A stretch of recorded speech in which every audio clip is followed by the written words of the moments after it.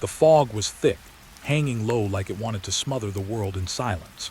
I could barely see more than a few feet ahead, but the silhouette of Willow Ridge rose from the mist like a skeleton frozen in time. Its walls were cracked, windows shattered, and the front gates leaned unevenly on rusted hinges. I had passed this place dozens of times as a kid, but tonight, drawn by a mixture of curiosity and something I couldn't name, I decided to step inside. The moment I pushed the gate open, it groaned, a long, drawn-out moan that seemed almost alive. I froze.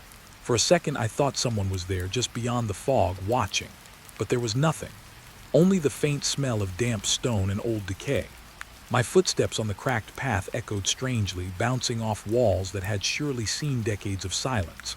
And yet, just for a heartbeat, I swore I heard another set of footsteps, softer, lighter, and out of rhythm with mine. I shook it off. It had to be my imagination. Places like this play tricks on your mind. Still, the sense of being followed didn't leave me. I tried to tell myself I was safe, that no one had set foot here in years. But safety was an illusion, and the air felt too thick, too aware of me. The front doors of the asylum were massive, wooden and scarred. One of the panels had split completely, creating a jagged gap just wide enough for me to slip through. Inside, the temperature dropped immediately. The fog hadn't followed me, but the cold had. My breath came out in small, visible puffs, and I wrapped my arms around myself, trying to focus on the sounds in the room. It was mostly silence, but beneath it, a subtle rhythm, a slow tapping, maybe from a loose shutter in the wind, maybe something else. The lobby was empty, yet it felt crowded. Memories seemed to stick to the walls, shadows pressed into corners, paint peeled in long strips, curling like old paper. A broken chandelier hung at a tilt from the ceiling, its crystals catching the dim light that filtered through shattered windows. I took a step forward, careful, almost reverent. The wooden floor creaked beneath me, each squeak louder than it should have been. I noticed the remnants of furniture, chairs, a desk, filing cabinets, all coated in a thick layer of dust. Some drawers were open, papers spilling out like forgotten thoughts. I crouched to look inside one. The papers were old, yellowed, many with handwriting faded nearly to nothing. I ran my fingers over a few words I could still read. Patient 47, disappearance. Unusual behavior, night sounds. I swallowed hard. The words were like echoes, distant cries trapped in ink. Who had written this, and why had they left it here? A sudden draft made me shiver. The lobby door slammed shut behind me with a soft thud. My heart jumped. I spun around, expecting the wind, but the fog was still outside and the broken windows didn't allow for much airflow. There was nothing, and yet the sense of someone or something being present pressed down on me. I moved deeper into the asylum, stepping cautiously through corridors that smelled of mildew and rust. Every hallway seemed identical, stretching out like veins in a giant decaying body. Faded numbers were painted on the walls, peeling like old skin. 12, 14, 16. I passed them slowly, my eyes scanning for movement. I tried to convince myself this was all harmless, but the building itself seemed to breathe, to pulse with a rhythm I couldn't understand. The longer I walked, the more I noticed little details that didn't make sense. A chair moved slightly from where I was sure I had left it. A window shutter was open when it had been closed just moments before, and the footsteps, they were back. Soft, dragging, deliberate, but never close enough to see. I stopped and held my breath. The silence stretched, thick and suffocating. Then, as abruptly as they had started, the sounds vanished. I pressed on, drawn toward a faint light spilling from a distant doorway. The hallway narrowed as I approached, walls lined with old photos of patients and staff. Faces stared out at me, some smiling, some terrified, most blank. But they all felt alive in a way that made my skin crawl. I couldn't tear my eyes away, and the longer I looked, the more the eyes seemed to follow me. Every face had a story, though none would speak aloud. Reaching the source of the light, I entered what must have been the old nurse's station. Dust motes floated in the air, illuminated by the dying sunlight through a cracked window. The desk was covered in more papers, medical tools rusted in place. A single ledger lay open. I bent over it, scanning the pages. The entries were dates, names, and short notes. Patient 22, restless, shouting at night. Another. Patient 33, hallucinations, denied medication. Reading them, I felt a pang of sorrow. Lives cataloged like inventory. Every emotion, every fear reduced to a line of ink. Then I heard it again, the faintest whisper almost lost in the distance. I couldn't make out the words, only the sound of someone breathing, slow and careful, deliberate. I froze. The whisper came again, closer this time, and my heart began to hammer in my chest. I tried to tell myself it was the wind, the building settling, anything rational. But deep down, I knew the voice was not part of the wind. I backed away, scanning the room. The whisper didn't continue, but the feeling lingered, pressing against my chest. Something here wanted to be noticed. Something was waiting. I realized I had passed the point of casual curiosity. I was now intruding, and Willow Ridge knew it.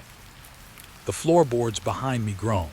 I turned sharply, expecting someone to appear, but the hallway was empty. Shadows pooled in corners, long and unnatural. I could swear one of them moved just slightly when I blinked. My instincts screamed at me to leave, yet something rooted me to the spot. A mix of fear and fascination. I couldn't turn away. I decided to explore one last room before heading out. The door was slightly ajar. Pushing it slowly, I found a patient room frozen in time. Bed frames rusted, a thin blanket still draped over one, a small stuffed animal lying on the floor. I picked it up. The fabric was dry and fragile. The air smelled faintly of antiseptic, though the hospital had been abandoned for decades. And then I noticed the walls. Names, initials, dates scratched into the paint. Someone had been here after everyone else left. Or perhaps the marks had always been there, waiting for someone to see. I ran my fingers over the scratches. The letters formed patterns I almost understood but couldn't. Don't forget, watch, wait. I wasn't sure if I imagined it or if the wall itself was speaking. And then it hit me, the other footsteps, the whispers, the moving shadows. It was all connected. Not random, not imagined. Willow Ridge itself was alive in some way, aware of me, curious and maybe hungry for attention. My heart raced as I stepped back. I had to leave, but my curiosity held me fast. I glanced at the window. The fog outside hadn't lifted, it only thickened. Shapes moved in it, silent, watching. And for a moment I thought I saw a figure at the edge of the glass, just standing there. No face, only a dark outline, human enough to make my mind twist with recognition, but wrong enough to send a shiver down my spine. I left the room, my steps careful, deliberate, almost ritualistic, as if not to wake anything that might be sleeping. The corridors seemed longer now, the walls closer. Every shadow felt like a finger reaching out. Every echo of my own movements a whisper of accusation. I reached the lobby, the broken doors before me. Pushing them open, the fog swirled, wrapping around my legs like icy fingers. Outside, the air felt different. The cold less intense, the sounds of the night clearer. But I couldn't shake the feeling that something had followed me to the doors, or worse, that it would follow me further. I glanced back once, and in the cracked window above the entrance I thought I saw a face watching, only for a second, then gone. As I walked away, the gate groaned behind me, swinging back slightly with the wind. My mind kept replaying the footsteps, the whispers, the shadowed figure. I tried to rationalize it, tried to tell myself it was just an old building, a foggy night, the product of my imagination. But deep down, I knew it wasn't just imagination. Something lingered in Willow Ridge, and somehow it knew my name. I didn't look back again, not fully, not yet, but the image stayed in my mind, the figure, the whispers, the subtle movements in the fog. I had arrived at Willow Ridge seeking curiosity.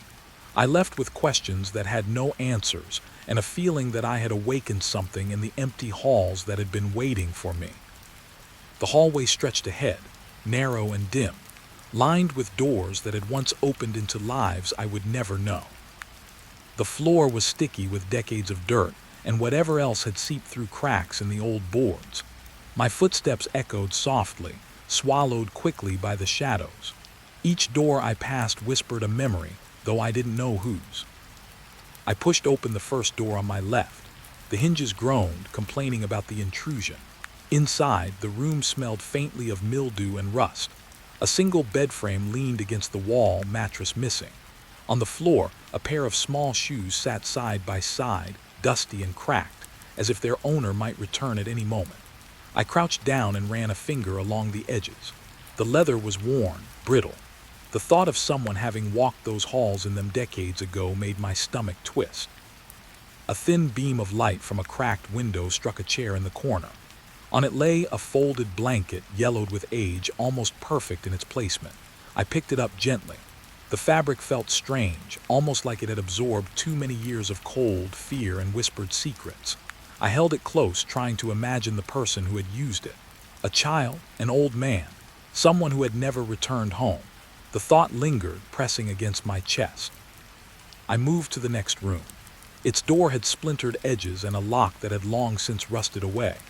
Inside, the walls were lined with peeling paint, scratched with initials and dates. I traced a finger over them. ML 1952, SR 1961. Each mark felt like a heartbeat, like someone had wanted to be remembered. There were jars on a shelf, each containing odd items, tiny toys, buttons, even locks of hair. I stared at them, feeling the weight of years pressing down. The tiny echoes of lives abruptly ended. I noticed the smell first, a faint metallic tang that made my stomach churn.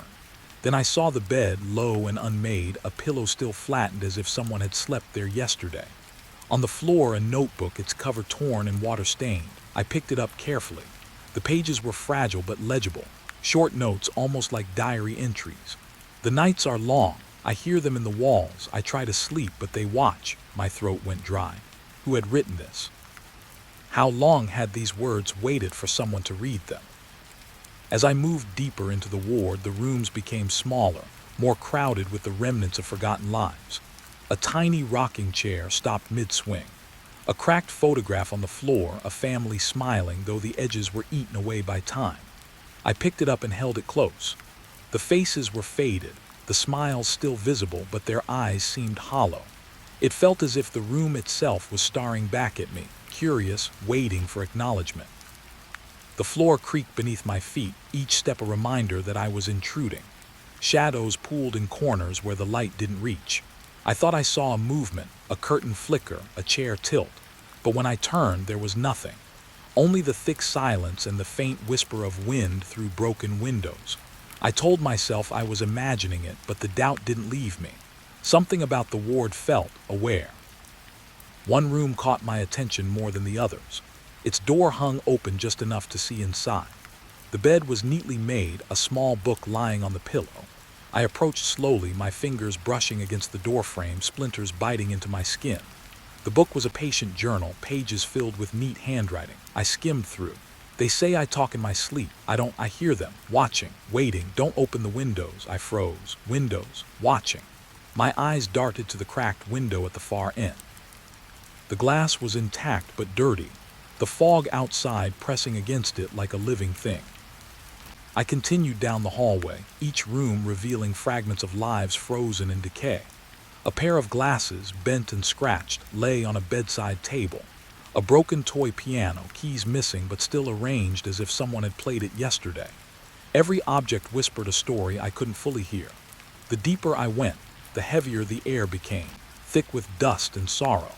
My chest felt tight, my breathing shallow, yet I couldn't stop moving forward. The next room was different. It smelled of damp earth, stronger than the others. The bed was gone, replaced by a wooden stool and a small, cracked mirror. I looked into it. My own face stared back, pale in the dim light. But for a heartbeat, I thought I saw someone else behind me, reflected in the glass. A shadow hunched and still. I spun around, heart hammering. The room was empty. Only the mirror, only my reflection, only the silence pressing in. I tried to shake it off, telling myself I was alone, that this was just the building playing tricks. But as I stepped forward, the whispers returned. Soft, indistinct, curling around my ears like smoke. I couldn't understand the words, only the tone, urgent, pleading, almost sorrowful. I froze, my stomach knotting.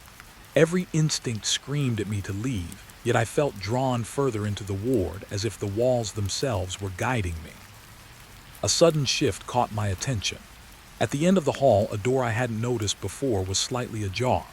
A faint light glimmered from inside. I moved toward it cautiously, each step deliberate, ears straining for any sound. The air changed as I approached, colder now, heavier, carrying the faint scent of something metallic, something long decayed. My hand hovered over the doorknob, hesitant, and then I pushed it open. The room inside was small, almost claustrophobic. A single bed stood against the far wall, sheets folded neatly. On the floor, shoes, tiny, delicate, lined up as if waiting. A small chair faced the bed, a doll seated on it. Its eyes were chipped, but they seemed to follow me. My chest tightened. I knelt down, touching the doll's fabric, worn smooth over decades. Then my eyes caught something behind it, a bundle of papers tied with string, yellowed with age. I untied them carefully. Inside were letters, scribbled hastily, some nearly illegible. The handwriting spoke of fear, of someone trapped in the ward, writing to anyone who might find their words. I hear them at night. They move when I sleep. Please tell someone, my stomach churned. Who had written these, and who or what were they? The thought of an unseen presence, waiting just beyond the veil of perception, made my skin crawl. I stepped back, suddenly aware of the silence around me. The room felt smaller, as if the walls were leaning in.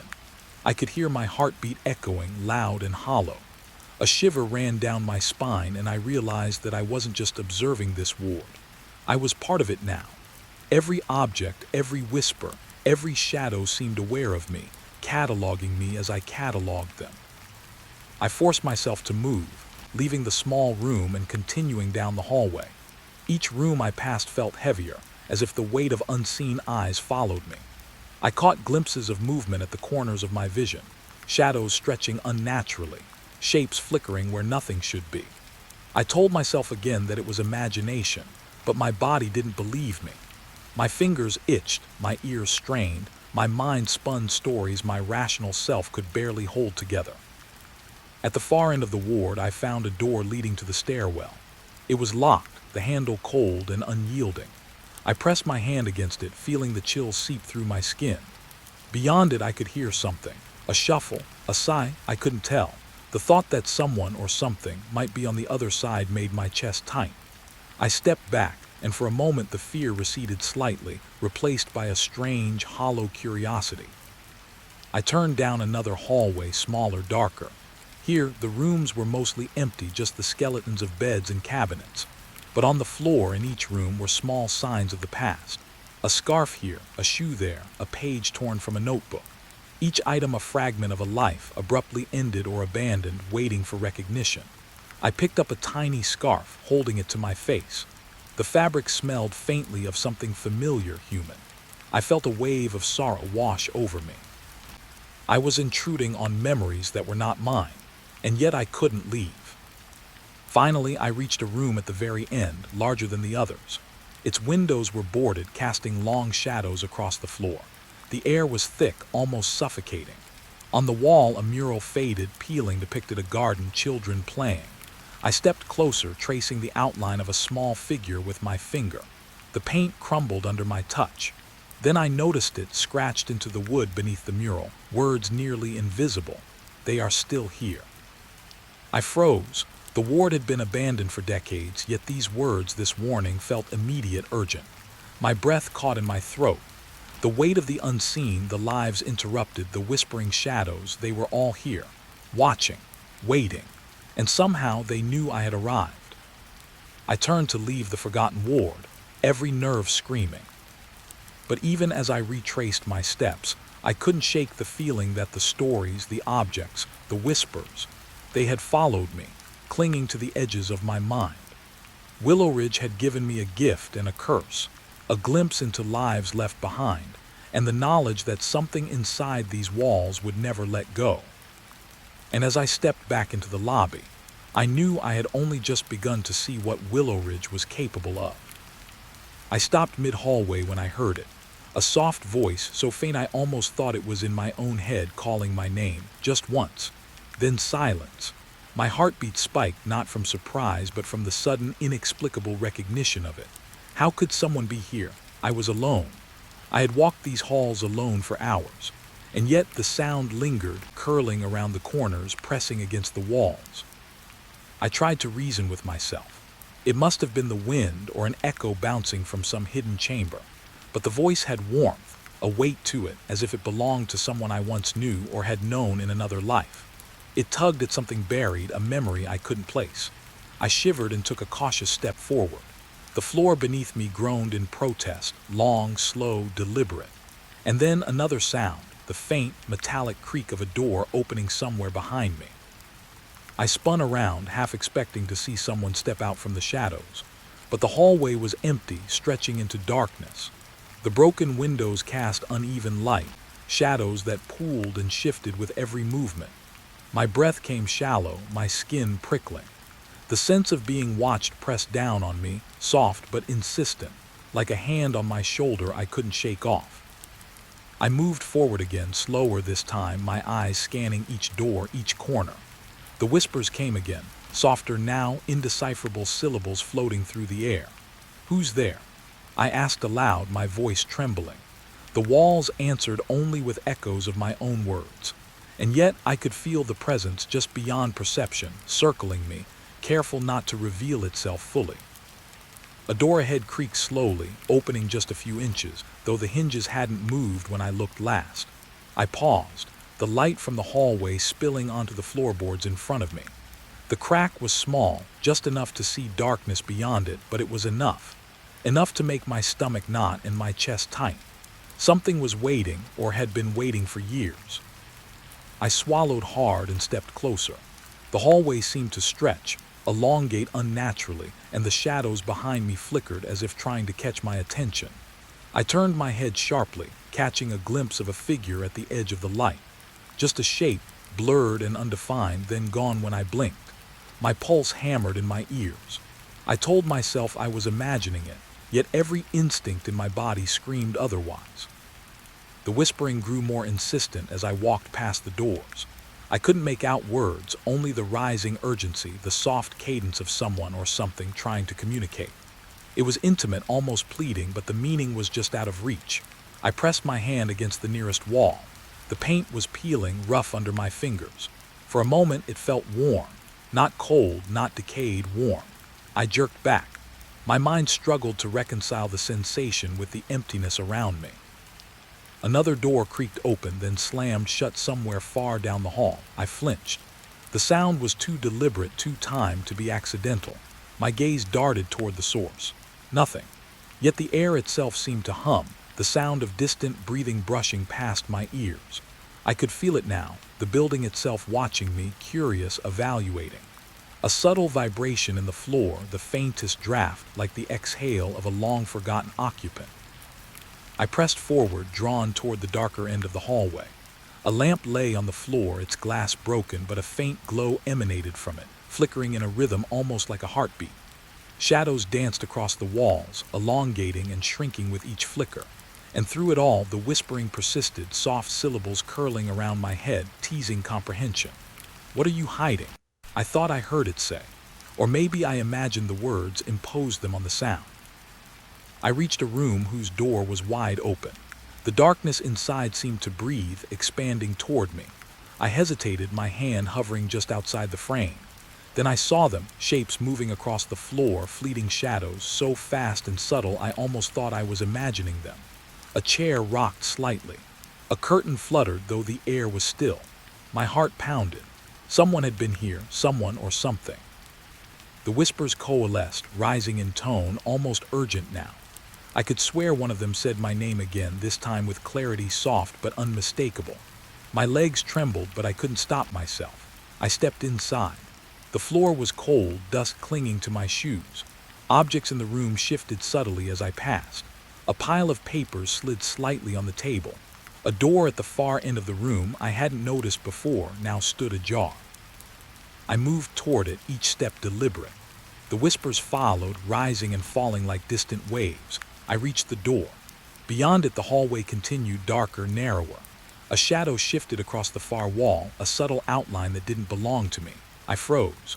The whispering became a murmur, unintelligible but layered, several voices now, overlapping, circling. My ears strained. One voice sounded familiar, like someone I once loved, though I couldn't place it. Another was cold, clinical, detached. Another, I didn't want to name it. I turned slowly, scanning the room one last time. Dust hung in the air, disturbed by something unseen. The window reflected movement, though the glass was cracked and grimy. I thought I saw a figure hunched, retreating into a corner. And then the whispers became a chorus, soft but insistent, almost rhythmical. My name again, repeated, drawn out, curling around the walls like smoke. I could feel their presence now, pressing against me, yet carefully staying just out of reach. A sudden clarity struck me. The whispers weren't trying to frighten me. They weren't angry, not yet.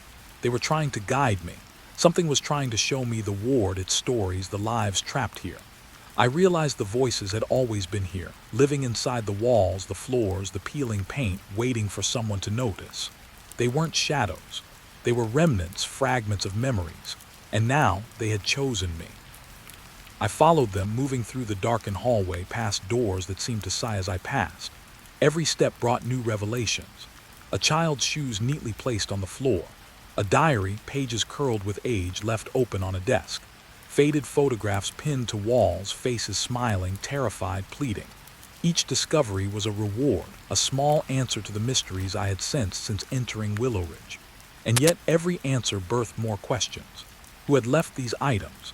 How long had they waited? And why now for me? The whispers grew quieter as I reached the far end of the hall. My pulse slowed slightly, a brief relief washing over me. But the sense of being observed never left. The darkness seemed to pulse with attention, as if the building itself had leaned in, curious about my reaction. I realized I wasn't leaving any of this behind. These stories, these lives, had embedded themselves into my consciousness. I would carry them beyond Willow Ridge, whether I wanted to or not. And then, almost imperceptibly, the whispers shifted. A single, soft word lingered, echoing in the corners of my mind. Wait, I paused. The word carried no threat, only intention. Something awaited me deeper in the asylum. Something I wasn't ready for but couldn't ignore. I didn't know what it was yet. And yet I felt its pull, subtle, insistent, unavoidable. I stepped back into the main hallway, the air lighter, the whispers receding into echoes. My eyes darted to the shadows, half expecting movement, but the darkness was still. Only the memory of voices remained, curling around my thoughts, reminding me that the ward was alive in its own way. Watching, remembering, waiting. And as I moved toward the next corridor, a single question settled in my mind. If they were calling me, guiding me, what would I find when I followed them fully? I stopped suddenly in the hallway, my eyes catching movement at the corner of my vision. A shadow flickered, subtle, almost polite in its timing, and then it was gone. I told myself it was nothing, just my mind playing tricks, the uneven light from broken windows stretching and bending against the walls. But the sensation of being observed didn't leave me. The air felt thicker here, heavy with dust and something else I couldn't name. The shadows seemed wrong. They didn't match the angles of the light, didn't move naturally. One stretched too long along the floor. Another lingered too high on the wall, as if caught between dimensions. I blinked, and when I opened my eyes, they had shifted.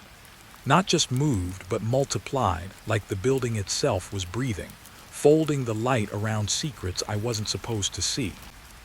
I tried to focus on the floor, counting the cracks and stains to ground myself. But the shadows followed, pooling and curling at the edges of my vision. My skin prickled. Every instinct in me screamed to leave, yet I couldn't. Something about this place drew me deeper, demanding attention, whispering that there was more to see if I dared look. A door at the end of the corridor creaked. Slowly, deliberately, my breath caught. I stepped closer, heart hammering, every nerve alive. The door wasn't swinging wildly. No wind moved it.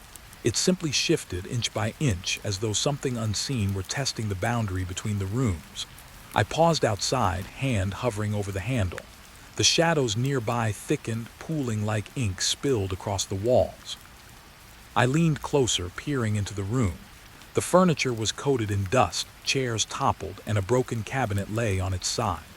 And yet the shadows moved independently, crawling along the walls, clinging to corners, separating themselves from their sources. I realized with a sudden cold clarity that the darkness here had its own motion, its own intention. It wasn't just the absence of light, it was alive, watching, waiting. I stepped inside carefully. My shoes crunched softly on the debris-strewn floor. A chair rocked slightly, though there was no breeze. My stomach twisted, but my curiosity held me in place. I scanned the walls, tracing the jagged edges of shadows that no logical explanation could claim. One in particular drew my attention, a long, thin figure stretching from floor to ceiling, lingering longer than any natural light allowed. I focused, trying to see what caused it. Nothing. Only the shadow itself, as if the building had bent reality to its will.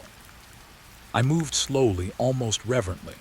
Each step created new patterns of light and dark, shadows folding into corners, merging and separating like living things. I could feel them watching me, patient, unblinking. The air smelled heavier here, faintly metallic, and my pulse quickened. The hallway outside seemed distant now, a place I had left behind. I was fully immersed in the asylum, absorbed by its will, or perhaps chosen by it. A faint whisper reached my ears. I froze, straining to hear. It was indecipherable at first, just a breath of sound curling around the room. And then I heard my name. Not once, but twice, softly, familiar, almost intimate. I swallowed and my throat felt dry. The shadows reacted instantly, stretching slightly toward me as if acknowledging that I had heard. I stepped back, heart hammering, and the whispers receded, replaced by a deep, throbbing silence that pressed against my ears. I noticed a small table in the corner.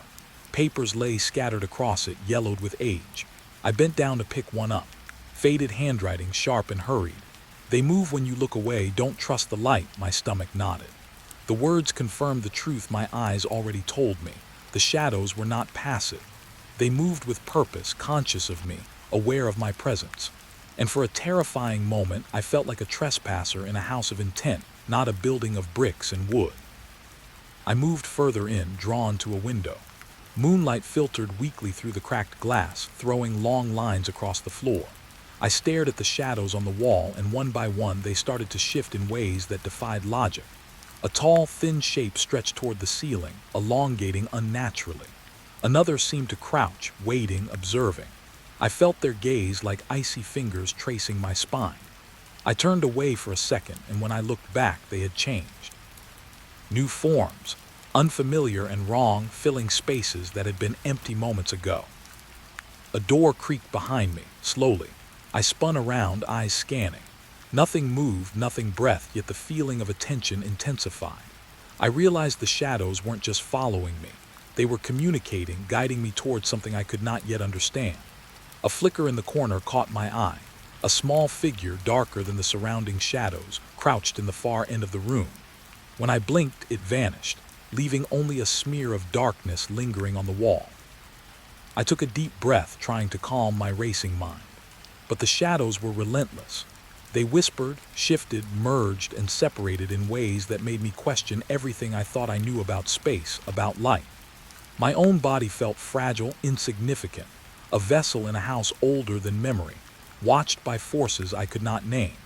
I moved slowly, deliberately, tracing the shapes with my eyes, trying to understand their patterns. Each movement revealed new anomalies, walls bending slightly, angles that shouldn't exist, darkness pooling where it could not naturally fall. I paused at a corner. Two shadows intersected there, merging briefly, forming a shape that almost resembled a human figure. But the outline was wrong. Elongated limbs, no face, nothing recognizable beyond the hint of form. I swallowed hard, my mouth dry. And then I noticed a detail that made my chest tight. The shadow's movement was independent of mine.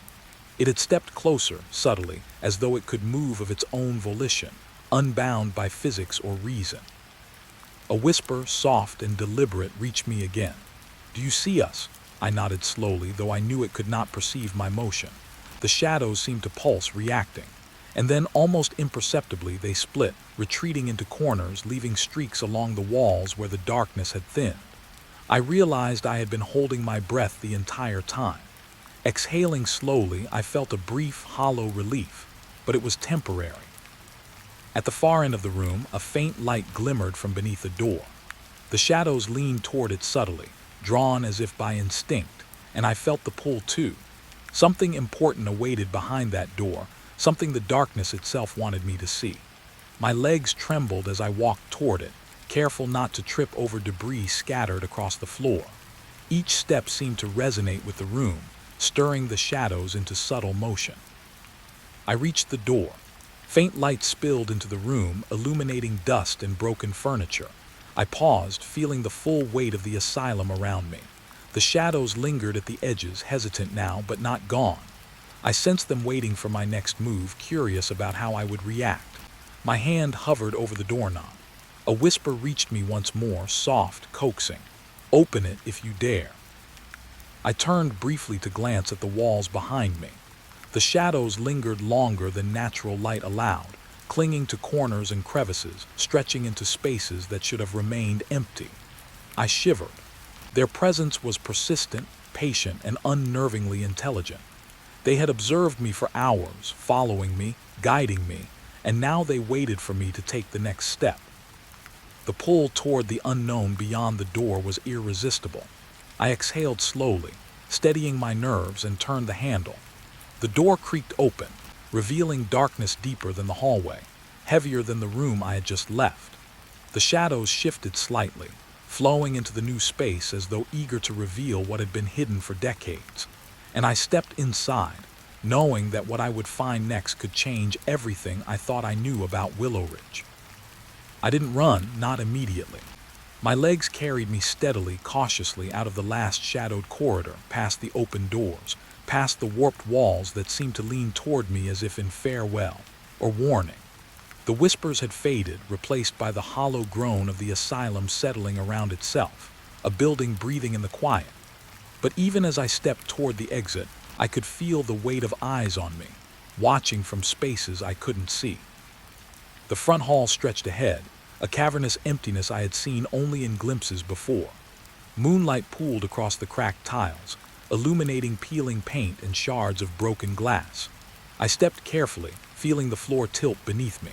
For a moment I paused, noticing how the shadows clung to the corners, darker than natural, reluctant to release their grip on the space. I could sense them shifting, murmuring among themselves in tones I could almost comprehend. Something about Willow Ridge wasn't done with me yet. I reached the massive doors at the entrance. Rusted metal hinges groaned as I pushed them open. Outside, the fog rolled thick and cold, curling across the cracked pavement like fingers reaching for me. I inhaled sharply. The chill burned my lungs, but it felt real, something solid, tangible. I'd left the asylum, yes, but the feeling of being observed didn't lift. The building had imprinted itself onto my awareness, and I carried its gaze with me. I walked down the cracked steps, each footfall echoing against the silent night. A crow cawed somewhere distant, breaking the stillness. The fog shifted around me, and for a fleeting second I thought I saw movement, shapes flitting just beyond the haze, but when I blinked, nothing remained. My heart pounded harder. I tried to reassure myself, it's the fog. The shadows play tricks, but I knew it wasn't just the fog. Something had followed me out, or maybe it never left at all. I didn't stop until the asylum was behind me, the towering structure shrouded in mist and memory. I glanced back. The windows seemed to glimmer faintly, a soft glow in the darkness. For a moment I swore I saw a figure at the top floor, a pale face peering from the ruins, watching my retreat. My stomach churned, and I forced myself to look away, to keep walking. Each step felt heavier, like the memory of the place was pressing down on me, insisting I remember every detail I had witnessed. The night around me was deceptively calm. The wind whispered through dead trees, and the street lamps flickered weakly in the distance. I should have felt relief, freedom, but I didn't. The sensation of unseen eyes didn't fade. It shifted, becoming more intimate, closer, almost inside my own skin. Every sound, the crunch of leaves underfoot, a distant dog barking, the rustle of branches, felt amplified as if interpreted by someone or something listening. I reached the edge of the overgrown path leading away from the asylum. Here, the fog thinned slightly, and I could see the town lights in the distance. Safety, I told myself. Yet the deeper I went, the more the memory of Willow Ridge clung to me. The shadows, the whispers, the eyes. Every detail etched itself into my mind, refusing to be ignored. I realized then that I hadn't just entered the asylum. I had become part of its memory, just as it had become part of mine. I paused at a crossroads, unsure which path would take me home. And that's when I felt it most strongly. A presence behind me, subtle but undeniable. Not a figure I could see, but a weight. A consciousness aligned with mine, tracking, waiting. I swallowed hard, my throat dry, and forced myself to take the next step. The moment I moved, the sensation shifted, like something had considered stopping me but chose not to. As I walked further into the night, fragments of what I had seen replayed in my mind. The shadows on the walls stretching longer than light allowed. The whispering voices, some coaxing, some pleading, some warning. The shapes that had lingered just out of sight. And through all of it, a question gnawed at me. Did they follow only me, or had I been chosen for something deeper, a connection I could not yet understand? I reached the edge of the woods lining the road. The trees bent slightly under the wind, their branches scratching against each other in quiet complaint. I looked back once more. Willow Ridge was gone from sight, swallowed by fog, but the memory of it remained vivid, as if it had imprinted its essence into the night itself. The sensation of being observed was still there, less pressing but present. An echo, a residue. My skin prickled and I shivered despite the cold. I tried to focus on the town ahead, on the lights that promised safety and human presence. But the thought of entering a world where everyone was oblivious to what I had witnessed made my isolation sharper. No one could understand what I carried. And perhaps that was what Willow Ridge wanted, to leave behind witnesses who could remember but not share the weight of its presence. I passed a small creek, water trickling over rocks in the moonlight. The sound should have been soothing, grounding, but it was. I felt the shadows of the asylum stretch with me, following the contours of the land, clinging to my heels. I imagined them pooling behind a tree, waiting to leap forward if I faltered, though I knew they wouldn't. At least, not yet. The idea of being watched lingered like a scent, subtle but persistent. Hours passed, or perhaps minutes, I couldn't tell. Time seemed fluid, stretched thin by exhaustion and lingering dread. I finally reached the outskirts of town, the street lamps taller now, brighter. The memory of Willow Ridge felt heavier, pressing my chest, reminding me that some things can't be left behind. Every creak of a signpost, every flicker of light, seemed to echo the movements I had witnessed in the asylum. The building wasn't just walls and halls. It was alive, in memory, in perception, in the spaces we cannot see.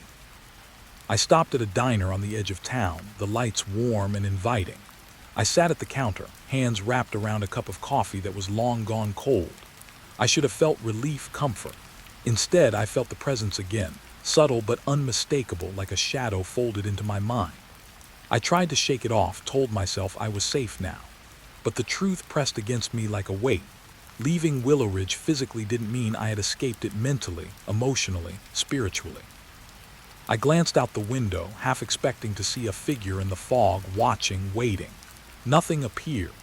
Yet the awareness of being followed persisted, not as a figure, not as a voice, but as a lingering sensation. Willow Ridge had imprinted itself on me, and I knew it wasn't finished. Something remained, tethered to my presence, waiting for the next night, the next corridor, the next shadow to call me back. Even now, as I write this, recounting it in the safety of familiar walls, the memory lingers. The whispers, the shadows, the fleeting figures at the corners of my vision. Sometimes I close my eyes and see them again, stretching unnaturally, bending reality, waiting for me to acknowledge them. I don't know if it's a curse or a lesson, a gift or a warning. I only know I carry it with me, and that the feeling of being watched never truly leaves. I left Willow Ridge, yes, but it left me too. And sometimes when the fog rolls in at night, I feel the weight of unseen eyes, patient, observing, reminding me that the asylum does not forget, does not forgive, and it remembers every soul that wanders through its halls. The memory is mine now, a piece of the asylum stitched into my mind, and I can't tell if it's a burden or a shield, a warning or an invitation. But one thing is certain, the shadows that lingered longer than light, the whispers that called my name softly, gently. They will wait for me always, just beyond the edge of perception. And I wonder, not for the first time, if I will ever truly leave. The moment I stepped into the hospital, the smell hit me first. A mix of antiseptic long gone sour, damp paint, and the faint metallic tang of something I couldn't place. I paused in the lobby, my eyes scanning the shadows that pooled in the corners. The fluorescent lights flickered weakly, some buzzing, others completely dead. It was quiet, impossibly quiet, except for the low hum of broken machinery somewhere deep inside. It sounded alive, vibrating through the walls and the floor beneath me. I checked my watch, 8:30. The night had only just begun, yet already the building seemed older than time itself. Empty corridors stretched out, doors half open, some with peeling signs like echoes of names I would never know. I felt the weight of them, memories trapped behind those doors, the ghosts of patients and staff alike, lingering in ways the living might never understand.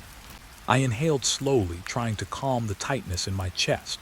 My first night alone, I told myself. Just one night.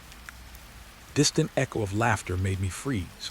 Not loud, not manic, just a soft, playful sound bouncing from wall to wall. I strained my ears, waiting for it to repeat. Nothing. Only the faint hum and the occasional squeak of the old linoleum under its own shifting. I moved forward carefully, boots quiet on the floor. Every step sounded too loud, as though the building itself were listening. My reflection in the darkened windows wavered. For a moment I swore I saw someone behind me. I spun around. Empty hallway, empty doors. But the laughter had lingered in my ears, teasing the edges of my mind. I passed the nurse's station first. Papers lay scattered, some torn, others curled with age.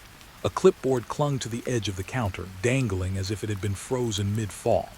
I reached out to steady it, and my fingers brushed against the cool metal. A faint vibration traveled through my hand, subtle, almost imperceptible. The hum seemed louder now, resonating in my chest. I pulled back, suddenly aware of how alone I was in a place designed for care, not isolation. The main corridor stretched endlessly. Doors lined both sides, some swinging slightly in the non-existent breeze, others stuck fast. I passed the first patient room and caught a flicker of movement near the bed. My heart jumped. I squinted. Nothing there but shadows, and the sheets crumpled oddly, as if someone or something had brushed against them recently. I shook my head, telling myself it was nothing. Old air vents shifted dust, my mind playing tricks, a trick of fatigue and anticipation. Yet the chill crawling up my spine disagreed with that explanation. I reached the first break room. Empty coffee cups, long cold, clattered softly as I set down my bag. I flicked the light switch. The bulb sputtered, then gave a weak glow. The hum persisted, a constant reminder that the building was awake in some way I didn't understand. I sank into a chair, trying to focus on the mundane checklist in my hand. Lights, locks, security cameras, everything routine, everything normal. And yet, my eyes kept darting to the corners of the room, to the shadowed shapes against the walls that didn't belong to anything solid. I heard it again, the laughter, softer this time, closer, almost coaxing. I froze mid-breath, straining to locate it. A memory surfaced unbidden, a nurse telling a story of the night janitor who swore he heard children playing in the empty wing after hours. My pulse quickened. I told myself it wasn't children. It couldn't be. But the sound carried that same lightness, that same fragile joy, twisted somehow by absence. I felt the hairs on my neck stand, my body alert despite the fatigue I hadn't admitted to myself. I moved toward the east wing, where the machinery was louder. Broken monitors, defunct beds, and rusted equipment filled the rooms. The hum grew, deepening as I approached a central room where the old dialysis machines sat idle, their screens cracked, cords curling like snakes across the floor. I reached out to one of the machines, and for an instant the humming seemed to pulse with my heartbeat. I jerked back, shaking my hand as if it had been burned. The laughter echoed once more, closer, almost behind me. I spun, but the corridor remained empty. A vent rattled above me, dust spilling from its edges. I flinched. Then faintly, a whisper, my name. Not full, just the beginning of it, drawn out and soft, lost almost immediately in the hum. My chest tight. I wanted to call out to speak to confirm I was still alone, but the sound made my throat dry. I swallowed hard and continued forward, each step deliberate, slow, trying to convince myself that I controlled the pace, the path, the night itself. The east wing was colder than the rest of the hospital, as if the air itself had condensed into something heavier, denser. My breath misted in front of me. I noticed the patterns in the flickering lights along the ceiling, one bulb out of sync with the others, creating a rhythm almost like a heartbeat. Shadows cast by the broken light stretched across walls, bending around corners in ways that didn't align with the fixtures. I knew I was seeing something that shouldn't exist, and yet I couldn't look away. I entered the first patient room. Bed unmade, thin mattress sagging, and a chair tipped against the wall. On the floor, a small toy, a plastic animal, lay face down. I picked it up. Dust and grime coated my fingers, but beneath that, faint warmth, like someone had placed it here recently. My pulse stuttered. I set it back down quickly, scanning the corners.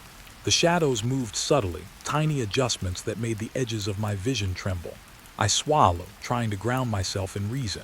Machines hum. Floors creak, shadows bend, all normal, but the feeling of being watched refused to leave. I backed out of the room slowly, glancing down the hall. Movement flickered at the far end, a shadow detaching itself from the wall, drifting toward the next door. I blinked. Gone. My stomach turned. Was it real, or had my mind finally begun to betray me? I moved faster, deliberately keeping my steps soft, careful not to provoke whatever I might be sensing. The hospital was alive with absence, and every corner held a secret I wasn't meant to uncover. In the hallway, I reached the nurse's station again. Papers rustled as if stirred by a hand that wasn't there. My eyes darted to a clipboard standing upright, its base on the edge of the counter. I stepped closer. The pages flipped lightly, though no air stirred. The hum of machines became louder, almost deafening, and I felt it in my chest. The laughter came again, softer now, playful, almost intimate, curling around the edges of the room. I couldn't locate its source, couldn't confront it, couldn't flee from it. I retreated to the break room, sitting again, trying to catch my breath. Every creak, every whisper of movement made my heart hammer harder. I realized something. I wasn't just alone in the hospital, I was expected. Something knew I was here.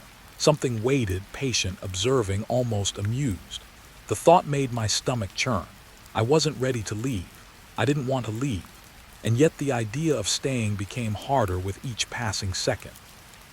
Hours passed, or maybe minutes. Time felt suspended. I tried to read through my notes, checklists, mundane details to anchor myself. But my eyes kept flicking to the shadows, tracing their movements, noticing subtle shifts in shape, changes in density. A chair in the corner leaned slightly now, though I hadn't moved it. A door at the far end of the hallway, closed before, now ajar, revealing only darkness beyond. The laughter had vanished, replaced by a hum that felt alive, a heartbeat not my own. As the night wore on, exhaustion tugged at me, but the building didn't allow me to rest fully. Every sound, every flicker of light, every subtle shift in shadow reminded me that I was not alone, that the hospital remembered, that the walls themselves had absorbed stories I could not yet understand. I sat, trembling, hands gripping the counter, and realized the truth. First night alone in this place wasn't about survival. It was about recognition, acknowledging that some places keep their memories, and they never let go. By the time the first weak light of dawn began to creep through the broken windows, I felt hollow, alert, and infinitely aware. The laughter, the hum, the faint whispers, they had receded, but they hadn't vanished. They were waiting, patient, ready for the next shift, the next visitor, the next soul to wander these halls. And I knew deep down that the hospital had claimed a piece of me tonight. Something in me would remain behind, intertwined with the walls, the floors, the shadows, and the faint, lingering echoes of laughter. I left the break room finally, moving down the corridor toward the exit. The building seemed to exhale, a subtle shift in the air that felt almost like acknowledgement or perhaps amusement. I didn't look back, not yet, but in the corners of my vision the shadows lingered, reluctant to release their hold. And I knew when I returned for the next night, they would be waiting. The records room was at the far end of the west wing, past the peeling paint and broken floor tiles that seemed to lead nowhere. The corridor narrowed, walls leaning inward like tired arms, and the hum of old machinery followed me, low and persistent. My footsteps echoed differently here, sharper, like they were being watched, counted. The air smelled of mold, ink, and something faintly metallic. I paused at the door to the records room. It was heavier than I expected, a solid oak slab with a rusted lock hanging uselessly on the side. I pushed it open slowly. The hinges groaned, a sound that echoed through the empty wing like a warning. Inside, the room was stacked floor to ceiling with shelves of patient files. Dust lay thick on every surface, disturbed only by the occasional scuttle of something small in the shadows. A single bare bulb flickered overhead, casting light unevenly across the narrow aisle between shelves. Every movement of my hand created clouds of dust, tiny motes suspended in the weak light, floating almost deliberately, as though they wanted me to notice them. I started with the nearest shelf. Files labeled with names, dates, diagnoses, and room numbers stared back at me like silent witnesses. I pulled one out, letting the dust drift down around me. The paper was brittle, edges frayed, ink faded. As I read, I felt the weight of the stories pressing in, patients abandoned in the night, experiments that blurred the line between care and cruelty, notes written in a clinical tone that barely hid frustration, anger, or indifference. I tried to breathe evenly, tried to keep myself grounded, but the stories seemed to whisper to me, murmuring from the pages, desperate for recognition. One file caught my attention. A woman admitted after an accident. Her notes were sparse at first, routine, until the entries shifted, becoming strange, fragmented. She talks to the walls, screams at the ceiling.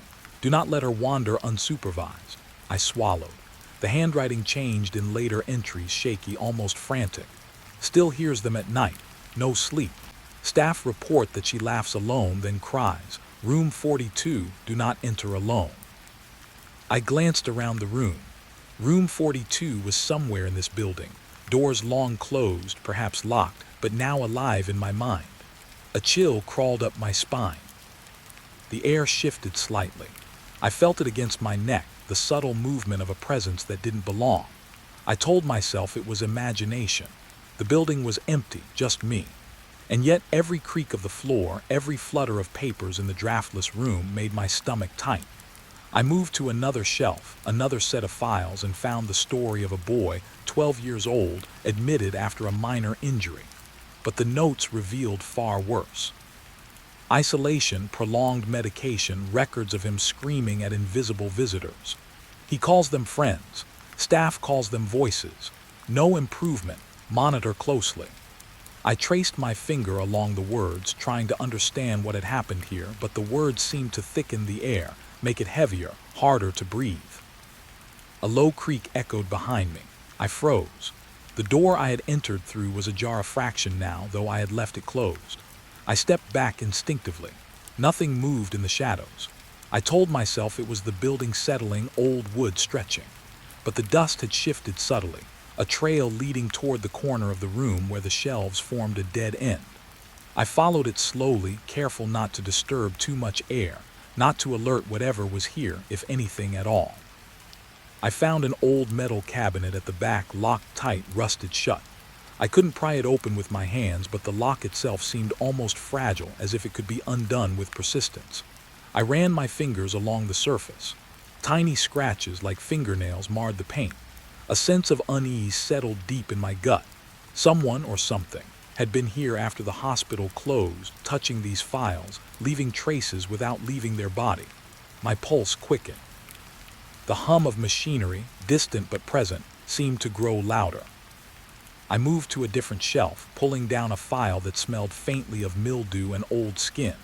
The patient was elderly, dementia listed in her records, but the notes told a different story. She speaks of doors opening on their own, shadows that follow her. Staff hears whispers at night, claims the walls move. Room 7, do not enter after dark. I ran my fingers across the paper, tracing the words. I knew instinctively that those shadows were here now, lingering just out of sight. My body tensed. I wanted to leave, but curiosity held me in place, stronger than fear. Footsteps, soft, barely audible, echoed in the hallway outside. I froze, not my own. I listened. Nothing followed. I held my breath, willing myself to remain calm. Then the whisper came, faint, almost a hiss through the shelves. My name, just my name. I swallowed, trying to convince myself it had come from the building's natural settling. But the files trembled slightly as though responding to it. The sound passed, leaving only the hum. I forced my fingers to continue sorting papers, each page a whisper of despair, a hint of cruelty, a human life left behind to decay in silence.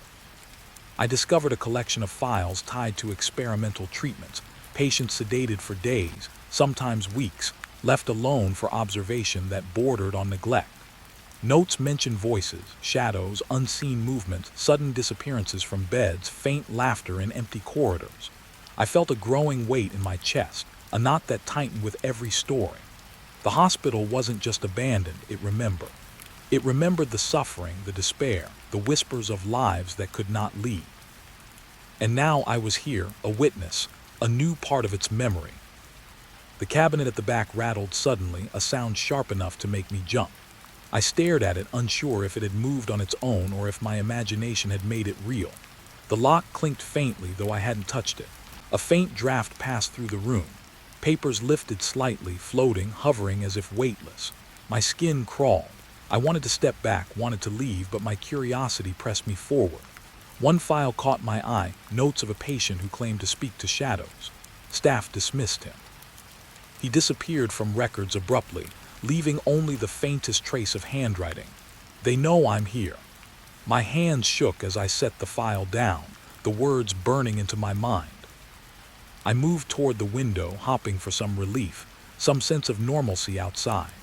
The glass was cracked, lines radiating like spiderwebs, distorting the weak light from outside.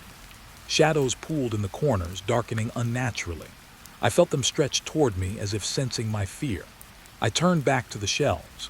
Each file I touched seemed heavier, filled with voices I could almost hear, soft murmurs that rose and fell with the hum of machinery. I realized then that this room wasn't just a storage of records. It was a container of memory, of presence. The hospital had stored lives, and the lives had stored echoes, waiting for someone to release them. I felt a cold draft behind me. Slowly, I turned. The cabinet lock rattled again, lightly this time, almost like a laugh. I swallowed hard. My instincts screamed to leave, but my fingers itched to touch the lock, to pry it open. Something inside urged me forward, a mixture of dread and need. The room seemed to pulse with anticipation. Dust shifted, shadows stretched, and I felt eyes where there should be none. The files whispered again, faint, insistent. Stories unfinished, questions unanswered, and a weight of suffering that pressed on my chest with every breath. I forced myself to step back. I could not open the cabinet, not tonight. Not while my pulse thrummed in my ears like a warning.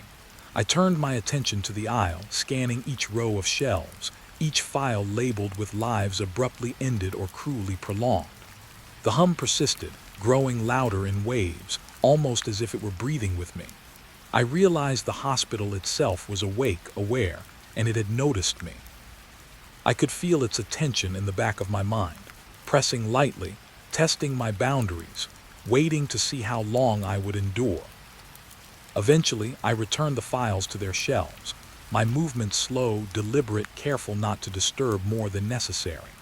The whispers had faded slightly, but the feeling of unseen eyes lingered, brushing against my skin, stretching toward me. I left the records room carefully, glancing over my shoulder at the dark shelves. The cabinet remained locked, silent, but I knew it held more than just files. It held something alive in memory, something waiting. And I had seen enough to know that curiosity had its price. The hallway outside was quiet again. My footsteps sounded louder than before, echoing off walls that seemed to lean in, observing, remembering. The hum of machinery softened, but not entirely. I felt a shiver run through me.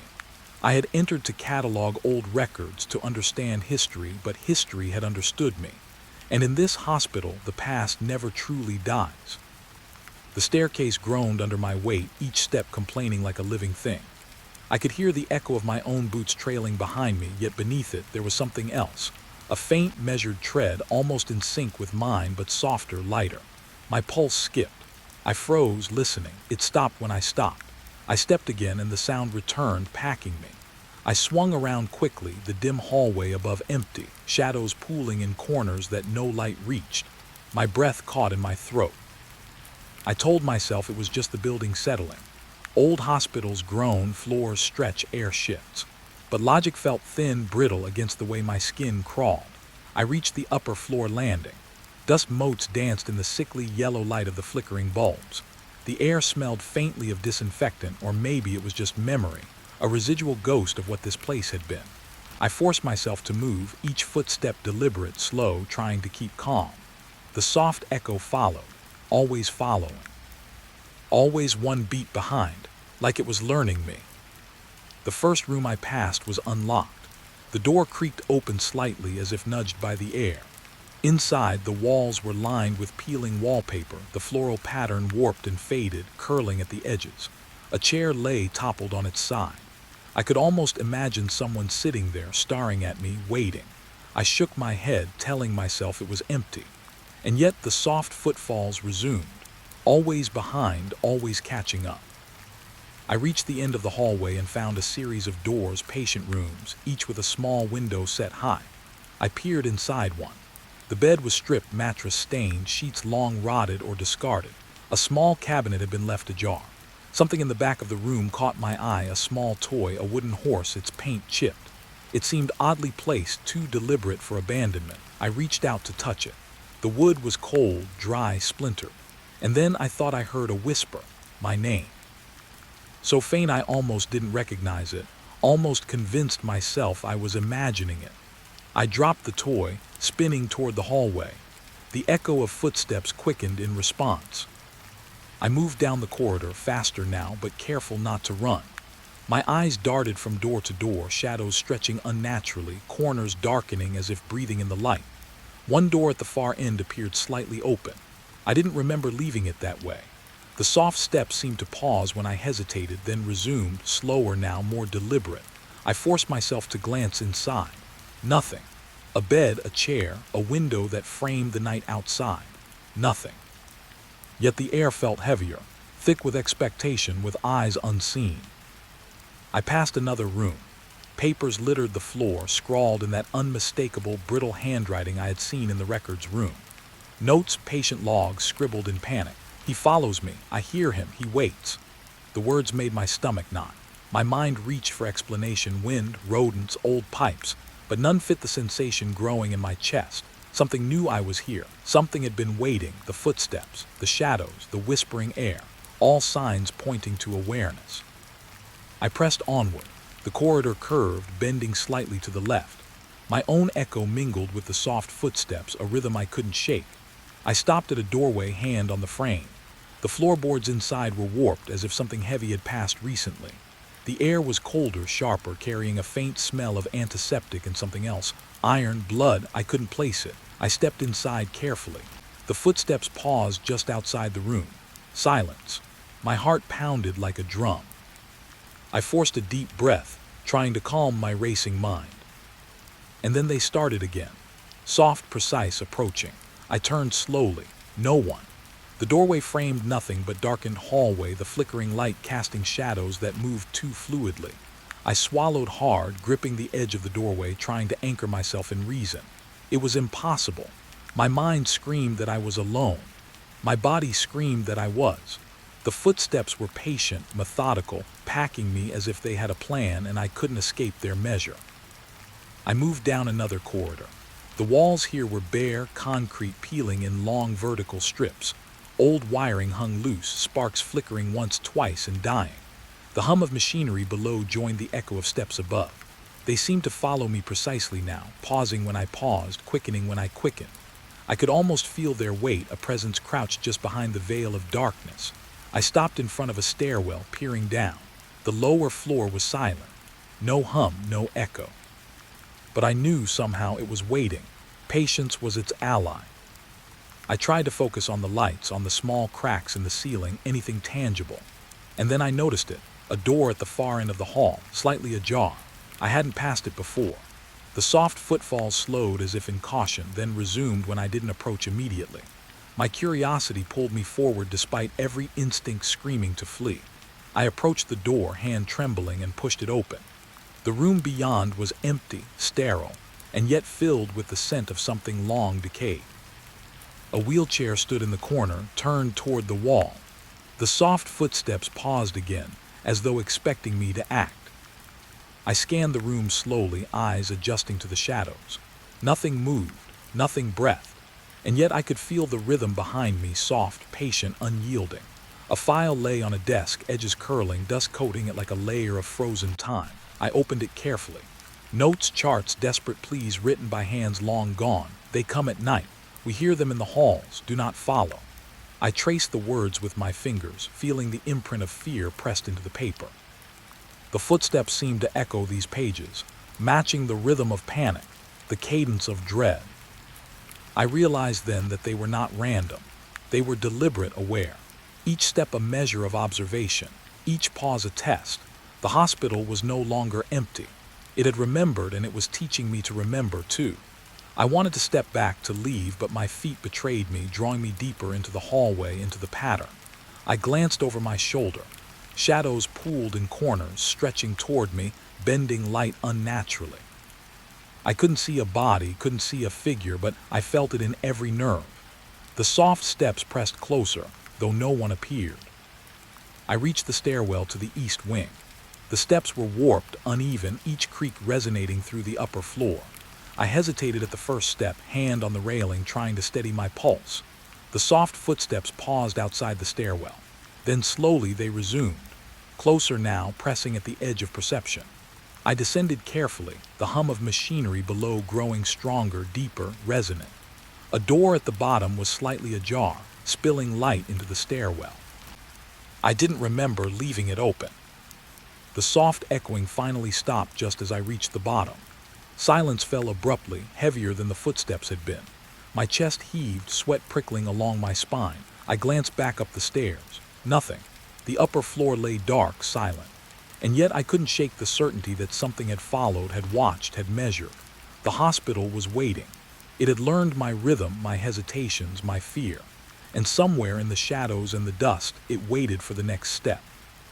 I stepped into the hallway at the bottom of the stairwell. The echo of the soft footsteps had vanished, leaving only the hum and the distant creaks of an old building settling. I told myself I was safe for now, but a prickle along my neck warned otherwise. I knew the upper floor was not empty, not silent. It was alive with the memory of those who had passed, of those who had watched, of those who had waited, and I had walked among them. The steps had measured me, matched me, and I knew they would remember me long after I left. I had just finished checking the upper floor, each step heavier than the last, when I heard it, soft, low, curling through the floorboards. A whisper, my name. Just a breath, almost swallowed by the thick air of the abandoned building, yet unmistakable. I froze. The silence that followed felt sharp, almost painful. I tried to convince myself it was my imagination, but the sound had weight, intent. It was waiting for me to respond. I found myself drawn toward the basement stairs.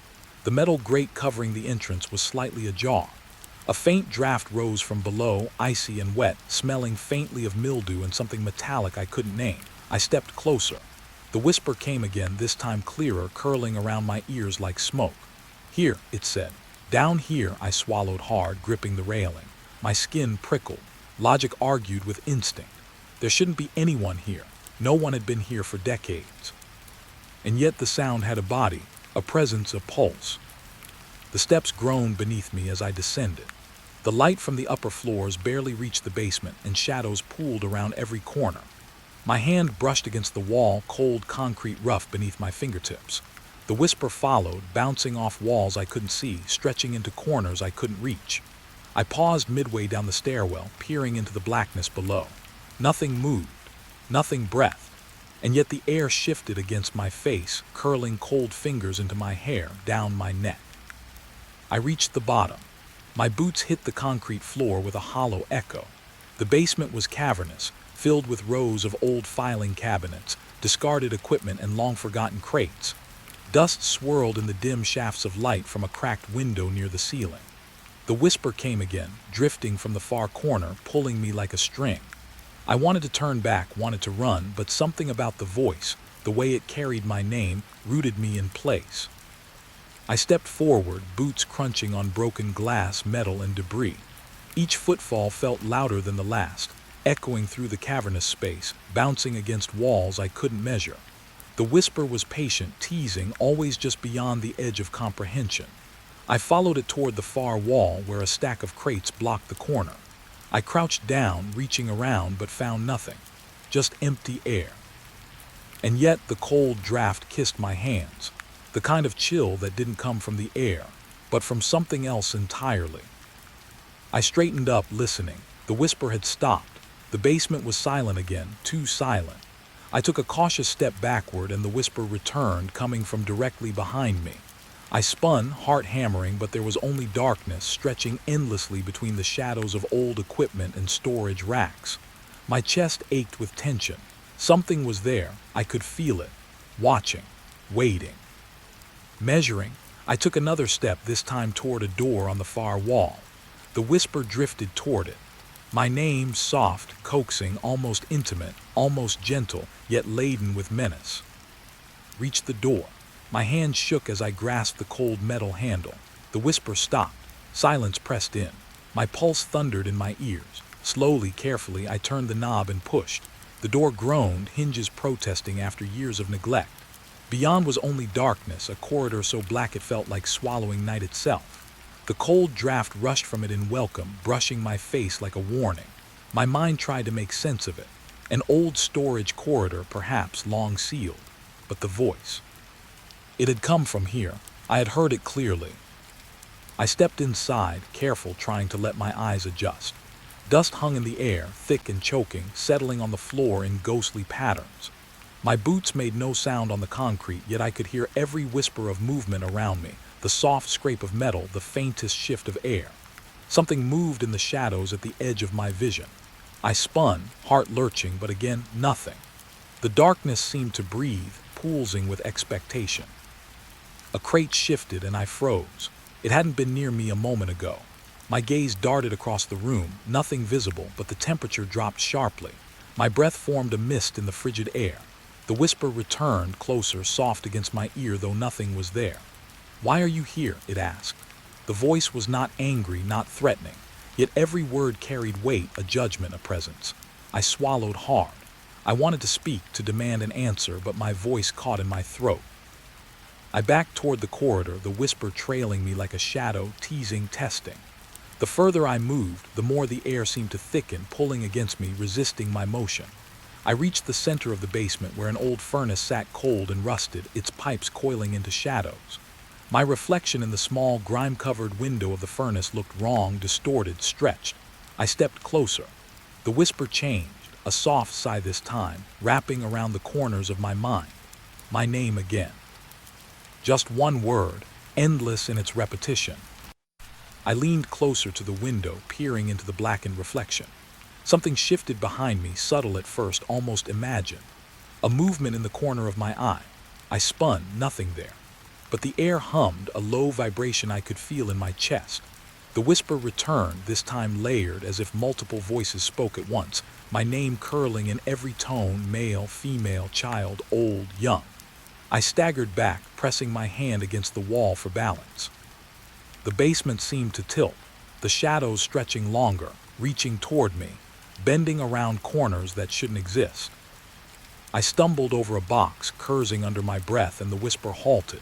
Silence pressed in, heavier than any sound. I tried to convince myself I was imagining it, that stress, fatigue, and isolation had made me hear things. But the cold draft, the unnatural shadows, the pulsing awareness in the basement told me otherwise. Something was here. Something had been waiting, hidden in the darkness, learning me.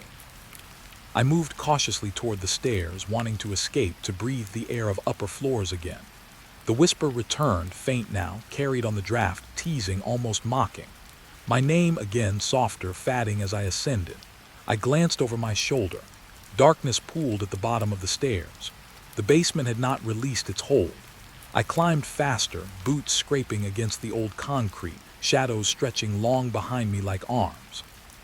I reached the top, chest heaving, and glanced back down. The basement lay empty, silent, normal. The air was still, the draft gone. Logic would have told me I had been alone, that the whisper was a trick, a product of fear and imagination. And yet I couldn't shake the memory of that voice, the sense of being measured, watched, named. Something had touched me there in the darkness.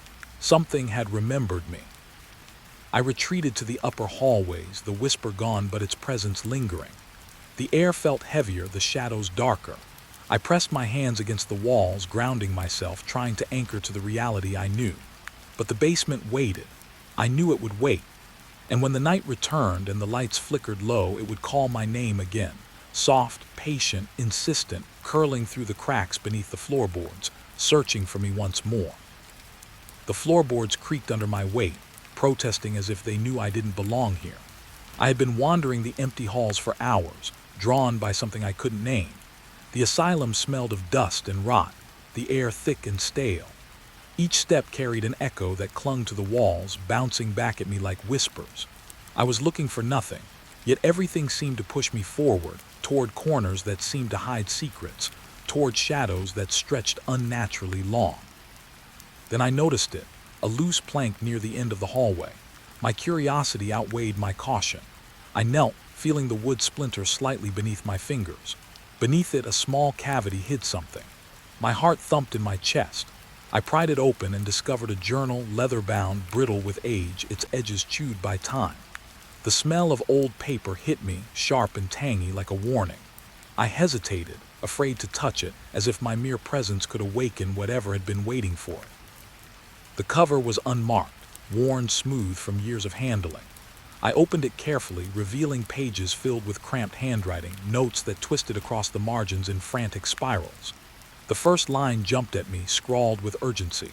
"Do not trust the walls, they hear." A chill ran down my spine. Walls hearing, it didn't make sense, and yet the air around me seemed to thicken, listening. My fingers trembled as I turned the page, and a faint creak echoed from the hallway behind me. I told myself it was just the building settling, but the sound felt deliberate. The journal was a caretaker's record, I realized, though not a typical one. The entries were cryptic, warnings scribbled alongside mundane notes of patience and routines. "He watches when you sleep. Do not linger in the east wing. They remember you." Each line crawled into my mind, building a slow, insidious dread. I had expected history, maybe mundane records of life long gone. Instead, I found paranoia etched onto paper, and the sensation that someone, or something, had written it in fear, not duty. I read on, and the handwriting grew more erratic. "Shadows move when the lights are off. Don't turn around." My pulse quickened. I glanced around the dim hallway, half expecting to see movement at the edges of my vision, but there was nothing. Only the long stretch of corridor, peeling paint and shadows pooling like spilled ink. I felt the temperature drop. A faint draft whispered past me as if the building itself exhaled, warning me to stop. But I couldn't. I needed to know. "The doors are not doors, they are mouths. They speak when you pass." The line made me laugh nervously. It was absurd. Yet my laugh sounded hollow in the corridor, bouncing back at me. I remembered the groaning doors I had passed earlier, the faint shifting of air when I opened them. I shook my head, trying to banish the thought. It was just a building abandoned for decades. That's all. And yet the air felt alive, as if waiting, listening, aware. The next pages were more detailed. The caretaker wrote about patients who vanished, rooms where lights flickered though switches were off, shadows that lingered longer than they should. I felt a creeping unease, the kind that crawls into your bones. There was a rhythm to it, a pattern. Names were listed, dates, but alongside them warnings. "Do not enter after midnight. They will call your name." My own name seemed to echo faintly in my mind. I shook my head, trying to ignore it, but the words gnawed at me. Why would anyone write this? What had they seen? A sudden sound made me start, a faint scrape close by. My head whipped toward the hallway. Nothing. The journal lay open in my lap, pages fluttering slightly, though there was no wind. I felt it then, the sensation of being watched, measured, like unseen eyes crawling along my skin. The hairs on my neck stood on end. I tried to tell myself it was the building, the isolation, exhaustion making me imagine threats, but it didn't feel imagined. The air was thick, almost tactile, pressing against me, urging me to listen. I read further. They wait in the corners, not all corners, only some. You will know when you step in the wrong one. My stomach twisted. I glanced around. Shadows pooled in every corner of the hallway, dark and heavy, like liquid that should not exist. My mind tried to rationalize it. Old buildings always have dark corners. But the journal's insistence made the darkness seem purposeful, predatory even. My breathing grew shallow. My hands trembled over the pages. The journal felt alive in my lap, humming faintly with energy I could not name. Do not linger, do not look back. The walls remember the sound of your footsteps. I froze. My own steps had been echoing off the boards. I hadn't realized I shifted position. Every footfall had been recorded, remembered. I swallowed, heart racing. I had to stop reading. I had to put the journal down. But something, some invisible thread held me. I could not tear my eyes from the frantic scrawl, the sense of desperation imbued in every line. The entries grew darker, almost pleading. If you hear the whispers, do not answer. They are not voices, they are mouths. They feed on fear. If you look too long, they will remember your face. I dropped the journal slightly, and it landed with a soft thud that sounded louder than it should in the silent hallway. The sound echoed, bouncing against walls and empty rooms. My chest tightened. I felt something shift behind me, subtle, like a shadow twitching at the edge of sight. My pulse hammered in my ears. I couldn't see anything, but I felt a presence, just beyond the edge of awareness. I gathered courage and flipped to another page. The caretaker had written in margins, almost obsessively. I hid it here, under the boards. No one else can find it. If you are reading this, it is too late. My hands froze. The journal had been hidden under the very boards I had found it beneath. Had someone meant for me to find it, or warn me, or trap me? The question pressed against my mind like cold water. I looked around the empty hallway. The air felt thicker, heavier, as if it had weight, pressing against my chest, my face. A draft skittered past my neck. I shivered. My eyes darted to the far end of the corridor where darkness pooled in the threshold of another room. For a fleeting moment, I thought I saw movement, a shape shifting, almost human, almost real. Then it was gone. My pulse quickened. The journal felt heavier in my lap, as if the words themselves had gravity. I needed to leave, to step back into the upper floors, into light. But I couldn't. The journal had its hold on me, whispering from its pages, pulling me deeper into its world. Do not trust the light. Shadows will follow even into brightness. If you carry this with you, they will know. My breath caught. I realized I had been reading for hours, though no clock marked the passage of time. The walls seemed closer now, the shadows stretching toward me, pooling like dark water at the edges of my vision. I felt eyes pressing from the corners, from the floor, from the ceiling. And I knew, though I could not explain how, that the caretaker had not been paranoid. Something was here, something old. Something that had learned how to hide and wait. I closed the journal finally, pressing it against my chest. The weight of it was physical, almost oppressive. The whispers in my mind quieted slightly, though the sense of being watched remained, pulsing in rhythm with my heartbeat. I stood, knees weak, and tucked the journal under my arm. The floorboards groaned as I shifted, and I froze. One of them, near the entry to the hallway, had lifted slightly. Not loose, not broken, just moved. A faint draft slipped up from the crack, brushing against my face. I swallowed hard, heart hammering. The journal had changed something in the air. I could feel it. I backed toward the exit, stepping carefully, listening. Every creak, every groan of the building sounded like a voice, like a warning. The shadows seemed to lean closer as I passed. I glanced down at the journal, its cover worn and silent, yet still alive with presence. I didn't understand it, and I didn't want to. But I knew one thing. Once found, it would not release me. Once read, I was part of its story, part of the whispers, part of the walls that remember. And as I stepped into the next hallway, toward the stairwell and the upper floors, I felt the first faint tug of movement in the corner of my vision. Something followed me, patient, silent, waiting for me to make a mistake, waiting for me to listen too closely. I kept my eyes forward, journal pressed tight, chest tight with tension, and moved as quickly as I dared. I did not look back. The moment I opened the journal again, the air seemed to thicken around me. It was as if the asylum itself had leaned in, curious, waiting.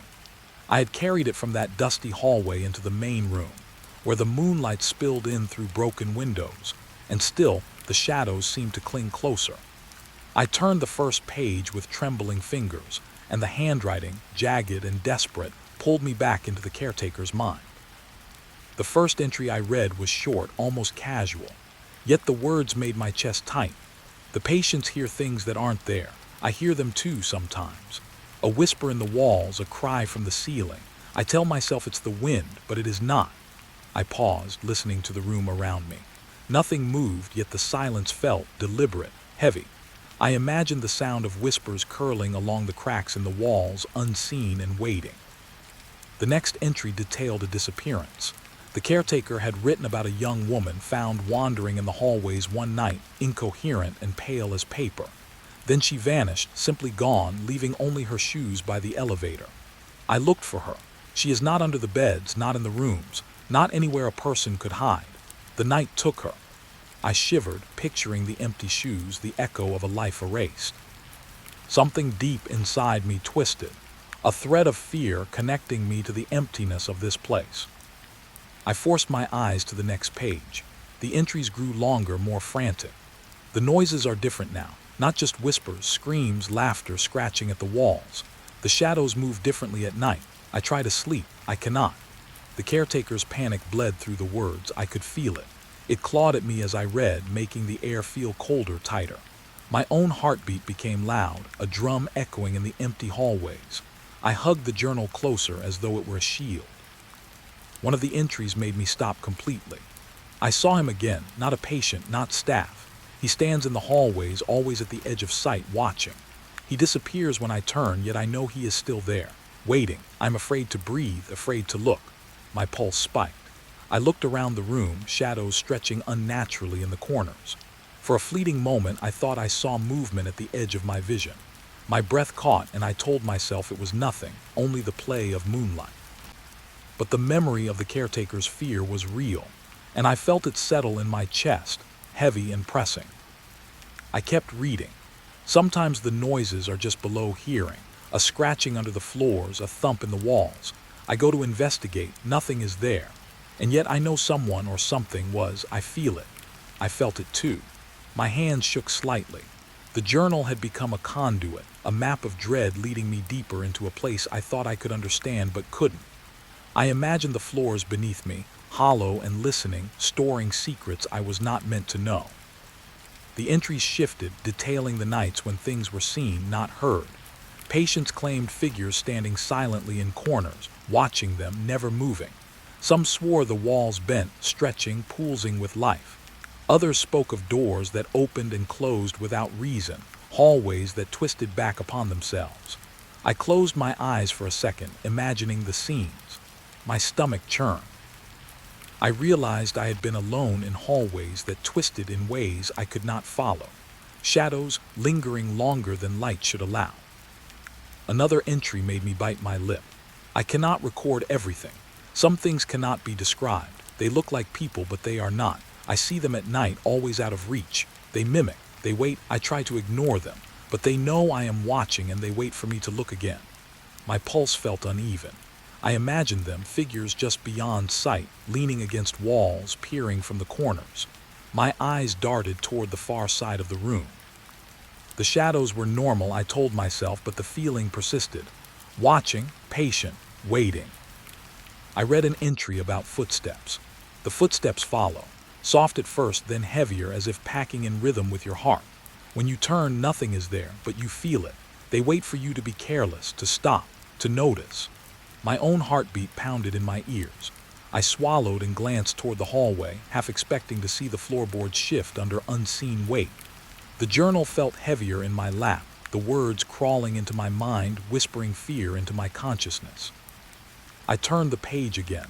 Some patients have screamed of voices calling their names, not in the day. Not with people around. Only at night. The walls whisper, the shadows speak, the doors breathe.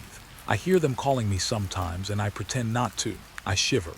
I whispered my own name softly, almost daring the journal to answer. The room stayed silent, yet I could feel the air shifting as though it had leaned closer. My pulse quickened, adrenaline rushing through me. Was it imagination, or was the caretaker warning me through time itself? The next entries described rituals of survival. Do not look too long. Do not answer when called. Do not linger. If you hear a noise, wait, it will leave. If you chase it, it will follow. I imagined the sounds of the asylum, scratches, taps, whispers, all following a rhythm I could not anticipate. My chest tightened. I felt my steps echo in my mind, footsteps I had not taken, repeating in corridors I had never walked. The journal was a map of fear, leading me through the architecture of panic, a guide I was not sure I wanted. An entry caught me with an almost intimate dread. I sometimes see them in the mirror, not my reflection, others, watching, smiling faintly. I dare not turn, they wait for you to notice. I do not want to be noticed. I felt my own reflection in the broken window, distorted by cracks and dirt. For a second I thought it moved differently than I did, a shadow stretching unnaturally, lingering in a corner I did not occupy. My stomach dropped. I blinked rapidly. When I looked again, the reflection was mine, but the unease remained, coiling in my chest. The caretaker's words grew frantic. Do not trust the night. The night folds. It will trap you in hallways that should not exist. It will show you corners where there is nothing and there will be something. I hear them breathing, always close to mine. I do not sleep. I do not eat. I hide when I can, but the shadows are patient. They remember your shape, your weight, your voice. I hugged the journal closer. The room felt smaller, the walls pressing in. I imagined the corridors stretching, folding back on themselves, shadows pooling in places where light should reach. I was inside his fear now, inside the architecture of his panic. One of the last entries chilled me further. I write this for whoever finds it. You are alone. They know. They have always known. If you linger, they will know you too. They watch the floorboards you step on. They remember the way you breathe. Do not linger. Do not look back. Do not listen. I set the journal down slowly as though it were a living thing, breathing, waiting. My fingers hovered above it, unwilling to touch it again, yet unable to leave it behind. The sense of being watched clung to me. I could feel the edges of the room darken, shadows pooling just a little heavier near the corners, stretching toward me. I glanced at the doorway, moonlight spilling in unevenly. The hallway was empty, and yet I felt weight, eyes pressing from somewhere unseen. The journal's pages seemed to whisper faintly, urging me to read, to look, to listen. I took a deep breath, trying to calm the tight coil of fear in my stomach. This place, this journal, the caretaker's warnings, they had drawn me in. I could feel it. The stories were unfinished, and the dark was patient, waiting for me to make a mistake, to linger, to look too long. I tucked the journal under my arm, my footsteps careful, deliberate. Each creak of the floor sounded louder, echoing through empty hallways that seemed to stretch unnaturally. I did not look back, though I wanted to. Shadows pooled at the edges of my vision, bending and folding. I felt a presence following, patient, waiting for me to slip. I could feel it tracking my pulse, memorizing my rhythm. And as I reached the stairwell, ascending slowly toward light that seemed thinner than I remembered, I realized something terrifying. The caretaker had not just written warnings. He had left a map of the unseen, a guide to surviving a building that was alive in its absence, a building that waited. And I had stepped onto that map, following his breadcrumbs. There was no turning back. The whispers, the shadows, the rooms with corners that should not exist, they had noticed me, and they were patient. The journal felt heavier tonight, though I had carried it before. Maybe it was my hands shaking, or maybe the asylum itself pressed closer, sensing my curiosity. I had left it on the table hours ago, but the moment I touched it again, a shiver shot down my spine. The last pages awaited. The final entry. Something told me the caretaker had not finished his story, and that thought pressed on my chest like a weight I couldn't lift. I flipped to the near final page. The words were frantic, jagged, barely legible in the moonlight that spilled through the broken window. I can feel it near the stairwell. Watching, always watching, I should not. The sentence stopped mid-thought, trailing off into a smear of ink as if the pen had trembled too violently to continue. I held my breath, my eyes scanning the shadows around the room. The corners seemed darker now, stretching toward me, bending against the edges of the weak moonlight. I pressed forward, compelled to read more, though part of me screamed to stop. The journal whispered secrets I had no business uncovering, and yet I couldn't put it down. It waits in the rooms where the light does not reach. It does not move, yet I know it shifts. I hear my name, soft at first, then louder than in another break. Another unfinished sentence. My pulse spiked. Something in the air moved, subtle, almost imperceptible, like a breath brushing against my ear. I froze, staring at the shadows pooling at the corners of the room. Force myself to read on. I see shapes at the edge of vision, shapes that fold and stretch when I look away. The patient saw them, the staff did not or pretended not to. It learns when you notice. I tried to close my eyes, I tried to ignore it, but it knows, always knows. Tonight the pen had stopped again. The sentence cut off abruptly, a cliffhanger of horror etched in ink. I swallowed, trying to steady my breathing. The journal had become more than paper. It was a record, a warning, a trap. The room seemed to grow colder as I lingered over the pages. I imagined the caretaker's fear leaking from the words, settling around me. The moonlight shifted, shadows flickering against cracked walls. I told myself it was only the wind or my imagination, but a thread of unease wrapped around my mind, tightening with every heartbeat. Was it watching me now? Or had I already crossed a threshold I could not return from? Another page held something different, almost intimate in its terror. I hear the floors whisper under my steps. Every creak, every sigh, every scratch echoes in the hallways as if the building itself remembers. I cannot move without it knowing. It does not chase, not yet, but it waits for a mistake. One glance too long, one breath too loud, one pause. Then the final word was gone. I traced my finger along the trailing ink. The thought hung in the air like a presence, unfinished, hungry. I felt my own hands tremble as I imagined the floors beneath me. Hollow, listening, folding around unseen shapes. I realized the caretaker had not only described the fear, he had taught it, breathed it into the building, and perhaps into anyone who dared read. I set the journal down for a moment, listening. The night was silent, almost unnaturally so. Then, a faint scuff from the far hallway. I froze, my mind raced, trying to rationalize. Old floorboards settling, mice. But the sound had been deliberate, timed almost with my own heartbeat. I looked toward the hallway, the darkness stretching like a black tide. Something moved there, just beyond vision. I blinked and it was gone. The air felt thicker, the shadows denser, as if the building itself had exhaled behind me. I returned to the journal, unwilling to stop despite the cold crawling up my spine. I tried to write it all down, every whisper, every glimpse. It knows when you watch, it knows when you fear. It does not tire, it does not sleep. I cannot leave. I hear my name again. The walls speak in the voices of those lost. Another sentence cut off. The abrupt ending echoed louder than any scream I could imagine. The caretaker had vanished in ink, leaving me with an unfinished story and a growing sensation that I was not alone. I placed the journal carefully on the table and stood up. My legs were stiff, my eyes darting toward every corner. The shadows seemed to pulse, responding to my movement. I took a cautious step toward the door. The hallway stretched before me, empty yet somehow oppressive. I could feel it waiting. The unfinished sentences from the journal seemed to linger in the air, unfinished thoughts manifesting as tension pressing against my chest. A soft scrape echoed from above, faint but unmistakable. Footsteps. I held my breath. The journal's words replayed in my mind. Warnings looping. It waits for a mistake. One pause, one glance too long. Then my own reflection in the broken glass seemed to twitch, a movement out of sync with me. I shook my head, trying to convince myself I was imagining it. But the unease did not fade. It had been taught to me, seated in my thoughts by the caretaker's hand, and now it thrived in the night around me. I moved cautiously down the hallway, keeping the moonlight at my back. Every creak of the floor echoed like a footstep following. Shadows stretched, folding against walls, corners deepening into black pools that seemed to watch.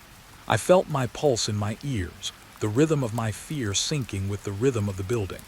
It was patient, the journal had said, patient and knowing, and I could feel it learning me with every step. The last pages had hinted at something in the dark, something unseen, always observing.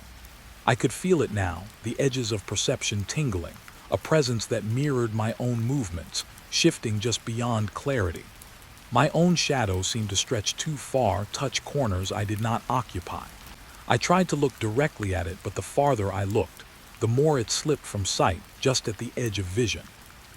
I paused in the hallway, my breath fogging in the cold air. I glanced down at the journal one last time. The unfinished words pressed against me, the sentences that never ended like hands reaching through time. I realized the caretaker had left me more than warnings.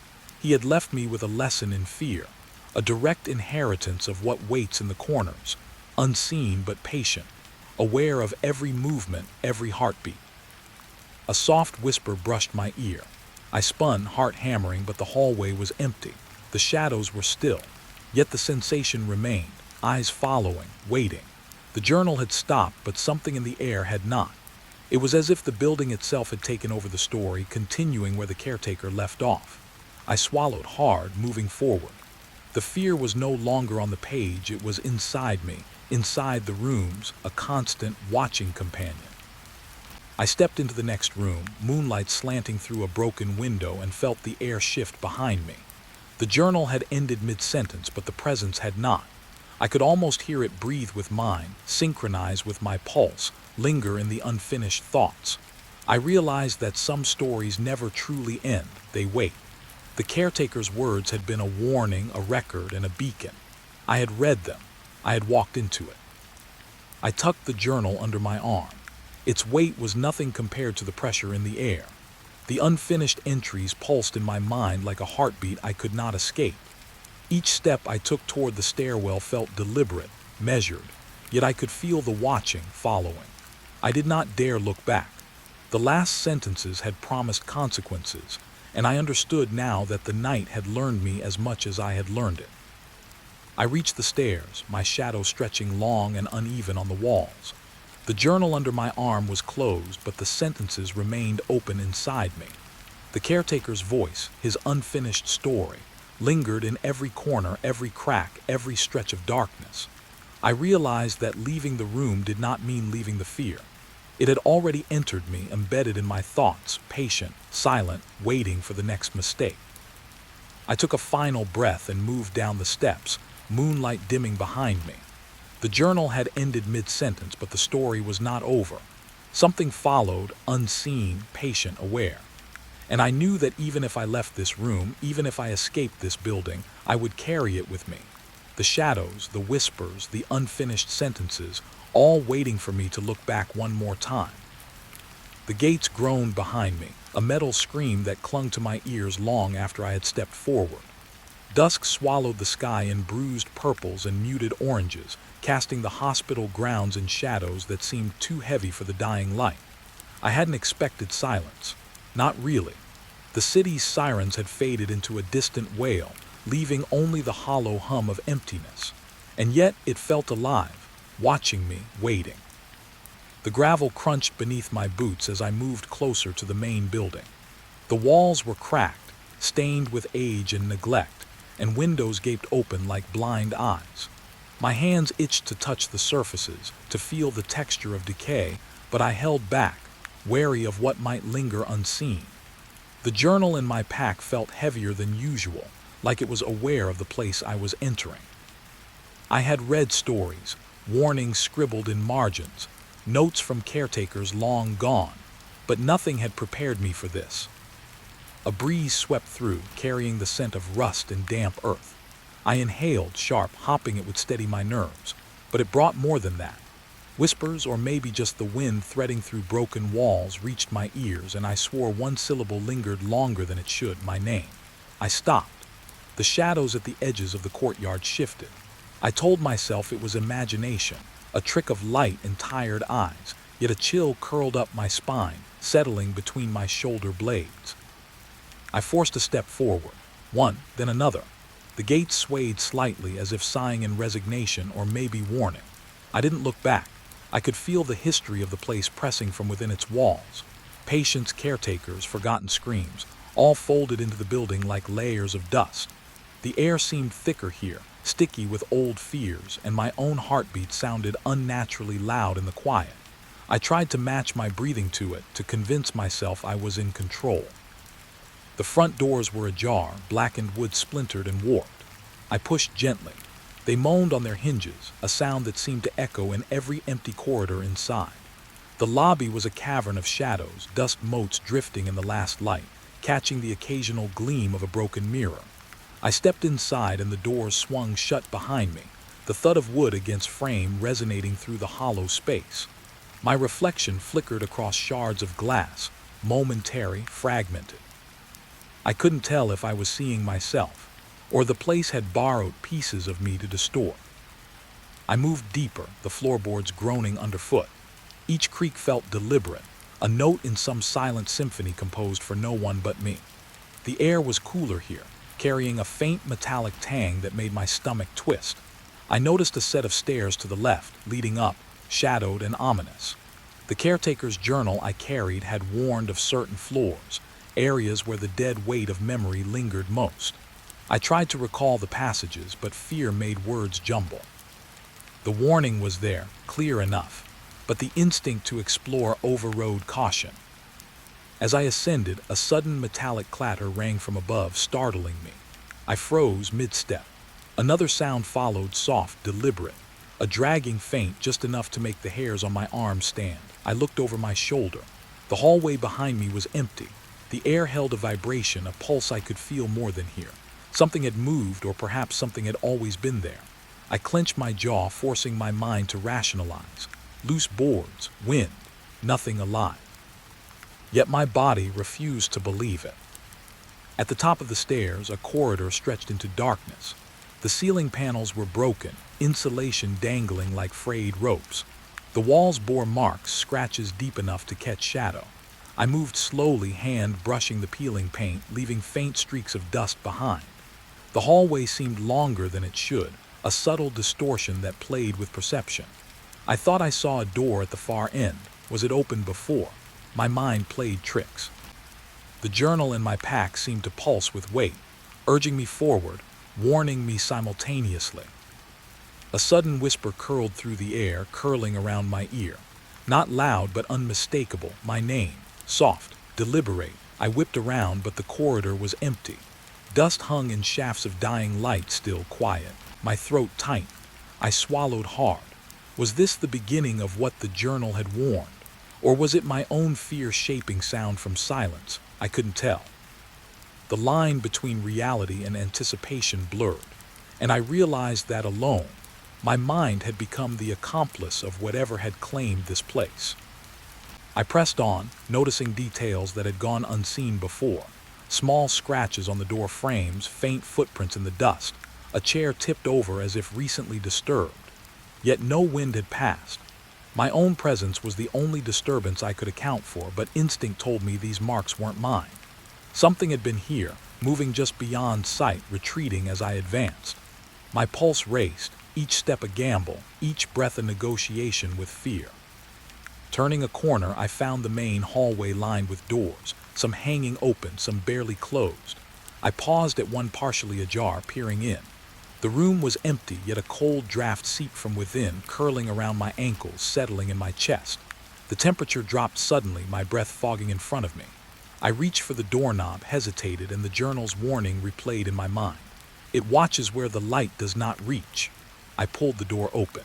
Shadows seemed to recoil, then settle. Nothing moved. Nothing visible, but the unease thickened, palpable. I backed out slowly, moving further down the hallway. The windows here were shattered, jagged edges catching the last streaks of sunlight. Outside, the hospital grounds were obscured by long grass and leaning fences. The rusted gates loomed in the distance, distant but haunting. The sirens had faded entirely now, leaving an emptiness that felt almost alive. I realized that sound, or its absence, was part of the fear, a vacuum where awareness grew sharper, each minor noise magnified. Another hallway intersected ahead, darker, corners swallowing the remaining light.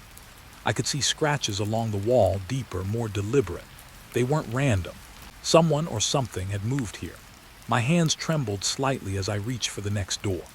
The journal in my pack seemed to vibrate with expectation, as if I were carrying a heartbeat I could not hear. I opened it, briefly scanning pages, reading the caretaker's words about footsteps, whispers, and shadows that watched endlessly. I stepped inside. The room smelled of mildew and rust. Light spilled through a broken window, outlining shapes in the dust. A chair tipped, a bed frame twisted, nothing that should move itself. I forced myself to inhale slowly. Something shifted in the corner of my eye. I froze. Nothing. But the sense of being watched, the way the shadows bent, lingered. My reflection in a splintered mirror wavered unnaturally. A trick, surely, but the body reacts before the mind convinces it otherwise. I left that room with a heightened awareness of sound, shadow, and space. Each step echoed, not in the way the building should respond, but as if amplified, mirrored, followed. I realized that every motion, every glance carried weight here. The journal had been my companion, my warning, and now my guide deeper into this living silence. I could not shake the feeling that the building itself was breathing around me, watching, learning, and waiting for my next step. I paused at the top of another stairwell, looking down. Darkness pooled below, thicker than it should be. I thought I saw movement, something shifting at the periphery. My hands shook as I gripped the railing. The journal whispered in my mind, "Through the broken gates you carry the eyes of those who stayed."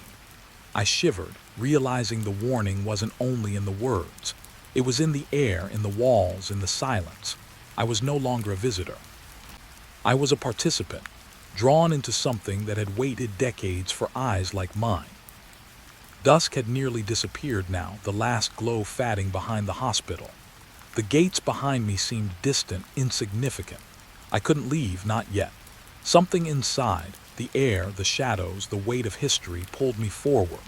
Every creak of floorboard, every whisper of wind, every fleeting shadow told me I was not alone. I was inside, and whatever waited, waited with me. I stepped down into the hallway again, journal in hand, heart echoing in my chest. The first night had begun. Through the broken gates, I had entered a place that would not release me easily.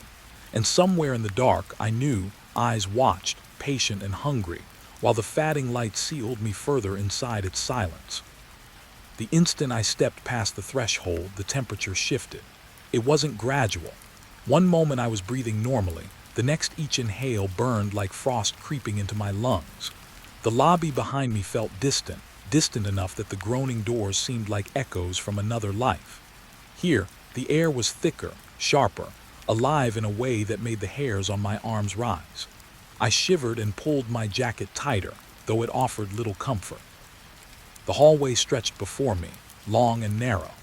Peeling paint curled from the walls in yellowed strips, revealing the bare gray beneath, and the shattered windows let in shards of pale light that did more to confuse the shadows than illuminate. Dust hung in the air, drifting like tiny ghosts, and I could see each particle trembling with the movement of the cold. Every step I took left a faint footprint in the powdery grime on the floorboards. I tried not to think about what might have lain there before me. The journal in my pack pressed against my side, oddly warm in contrast to the chill surrounding me. Its pages had spoken of rooms where temperature and time didn't obey reason, corridors that held memories in the air. I had read those words in the daylight, under the safety of my own room. Now, with walls groaning under the weight of years and silence, those entries felt prophetic. I was inside one of those corridors. I could feel it. The cold pressed against my ears as I moved forward, bringing with it a faint metallic tang that made my stomach twist. My breath came in short, visible puffs. I wanted to tell myself it was nothing more than the draft through broken windows, but the sound of the wind, or something moving like wind, was intermittent, deliberate, almost aware. Something followed the rhythm of my steps, invisible yet present, waiting to see if I noticed. I paused, listening. A distant thump echoed through the hall, too muted to be concrete, yet too precise to be the building settling. My heartbeat raced. Another sound, soft like fingernails tracing wood, answered the first. I spun, half expecting to see a figure recoil into the shadows. Nothing. The hallway remained empty, but the sensation of eyes, patient and unblinking, sank into my spine. I tried to focus on the walls, the decay, anything tangible. A radiator, rusted and cold, stood against one side, streaked with rust that looked suspiciously like old blood. I told myself it was. It was just rust, corrosion, years of neglect. But my mind, already awake to the unnerving details, whispered possibilities I didn't want to consider. Footsteps from upstairs or behind the walls themselves. I swallowed and moved forward. The hallway forked, another branch twisting into darkness. The air felt denser there, like it was sucking warmth from my body. I chose the left corridor, guided more by instinct than logic. The peeling paint seemed to stretch toward me, curling unnaturally. Shadows pooled in the corners, deeper than any light could reach. For a moment I thought I saw a figure crouched against the far wall. I blinked. Empty. My heart thumped in uneven bursts, and my hand gripped the journal so tightly the leather creased. I stepped forward cautiously. The floorboards groaned beneath my weight, each creak loud in the silence. Another draft curled around my ankles, carrying with it the faint scent of decay. Something had passed this way. I could feel it in the cold, in the way the shadows bent slightly as I moved. I tried to convince myself it was a trick of perspective. It was. Something had been here, watching, leaving behind traces too subtle for the eyes but impossible for the body to ignore. A broken window allowed the last light of dusk to spill across the floor, pale and flickering. Dust motes danced like spirits in the illumination, highlighting scratches in the floorboards, faint and jagged, leading deeper into the hallway. My pulse quickened. I followed them, compelled by curiosity and a creeping dread I could not name. Each step carried me further into the cold, further into a space where reason lost purchase. I came across a door, slightly ajar, and the air around it was colder still. Frost had begun forming along the edges of the frame, despite the absence of actual ice. I could see my breath swirl in front of me, forming clouds that vanished too quickly as if the cold was swallowing them. I reached out, touching the doorknob, and the metal bit into my fingers like fire. The journal seemed to vibrate against my side. Something here wanted attention, or was it warning me away? The room beyond was empty. Shadows pooled like spilled ink, yet the air was heavier, pressing against my chest. The floorboards creaked faintly, though no one moved. I felt a draft move across the floor, curling around my legs, bringing a whisper that tickled the nape of my neck. My name, soft and deliberate. I spun, seeing nothing but the weight of being watched pressed down like a hand on my shoulder. The cold wasn't just temperature. It was awareness, presence, patience. I tried to calm myself, telling myself the journal had prepared me for this. The caretaker's words had warned of cold spots, places where light bent oddly, where presence lingered after the body had left. I had not believed fully until now. The hallway stretched ahead darker, the windows more shattered, the paint curling higher. Each detail made me feel smaller, exposed, insignificant. And yet curiosity propelled me. I had to know what lay at the end. As I walked, the shadows shifted in ways that defied logic. A coat rack cast an elongated shadow on the wall, yet I had seen no coat. The air thickened around me, carrying an almost imperceptible vibration. Like a pulse beneath the surface, my heartbeat matched it, quickening in tandem. I tried to steady my breathing, to tell myself I was imagining everything. But the cold, the smell, the pressure in the air, they told me otherwise. Something had moved here. Something remained. Halfway down the corridor, a low draft carried a sound that froze me. A faint scrape, like fingernails against wood, precise, slow, deliberate. My eyes darted left and right. The walls were empty. Floorboards lay undisturbed beyond my own steps. Yet the sound continued, accompanying me, shadowing my movement. I felt my pulse hammer in my throat, the journal pressing against me. A reminder that this building held history, patience, and secrets it had been waiting to reveal. I rounded a corner and found another window, this one completely shattered. The shards clung to the frame, catching what little light remained. I thought I saw movement beyond, a dark silhouette that vanished when I blinked. My breath fogged the air in front of me, condensing in sharp, cold clouds. The journal vibrated faintly as if responding to the presence, urging me forward, warning me simultaneously. I couldn't tell if I wanted to obey or flee. Another corridor forked to the right, narrower, walls more degraded. I stepped in and the temperature dropped further. Frost formed along the edges of my boots, and each inhale burned colder than the last. Shadows here were not just absence of light.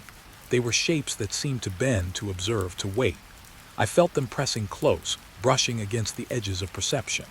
My heartbeat matched the rhythm of unseen movement. I was no longer alone, even though no one could be seen. I paused, trying to collect myself. The journal in my hand seemed alive now, pulsing faintly. The caretaker had written of rooms where people felt watched, where sounds echoed in impossible ways. I thought of the names he had scrawled, patients missing, voices that had called from emptiness. Was I hearing them? Or was it the building shaping my fear, crafting it into sound and chill? I wasn't sure anymore. I only knew the cold followed, patient, aware, waiting. I pressed on, each step deliberate, each breath visible and fleeting. The hallway bent slightly, a subtle distortion that made the end seem further than it should. Scratches in the floorboards led me, almost beckoning, twisting anticipation with fear. I could feel the walls closing in, yet the path stretched endlessly. And at the very end, light glimmered faintly on a door, frost clinging to its edges. I approached it cautiously. Behind it, I didn't know. The journal hummed against my chest, warning and guiding at once.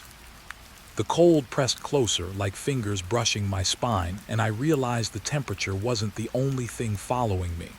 Presence lingered everywhere, watching, waiting. And as my hand touched the doorknob, a single thought took root. Some part of the building had been expecting me. I stepped forward. The laughter started before I even realized it. A soft, lilting sound, almost like wind catching in a hollow pipe, and yet unmistakably human. Children. I froze, the journal pressing against my chest, every instinct screaming that I should run. But my feet stayed rooted, my mind spinning. There was no one here. The halls were empty. Windows shattered, dust hung in the air like frozen ghosts. And still the sound echoed, light and playful, curling around the corners of the corridor. I tilted my head, trying to pinpoint it. It came from everywhere and nowhere. From down the hallway, up above in the broken rafters, maybe even from behind the walls themselves. My pulse thrummed in my ears as I moved forward. Every step I took made the laughter respond, pausing, skipping, mocking. It wasn't just sound. It was rhythm. It was awareness. Someone or something was playing with me. The hallway stretched ahead, dark and peeling, paint curling like dead skin. Shadows pooled in the corners, shifting as I walked, but always empty. I thought about the caretaker's journal, about the stories of patients lost to silence, to night, to things that weren't meant to be seen. I'd read it in daylight, thinking it was history. Now here, the pages felt alive. The echoes of the past were catching up to me. I reached a doorway and stopped. The cold seeped deeper here, a biting chill that curled around my spine. The laughter lingered just beyond it, faint, teasing, almost intimate. I wanted to believe it was a trick of the wind, but my breath froze in front of me, each exhale a cloud of doubt and fear. The sound drew me closer, yet every instinct warned me that I didn't want to know where it came from. I stepped inside. The room was empty.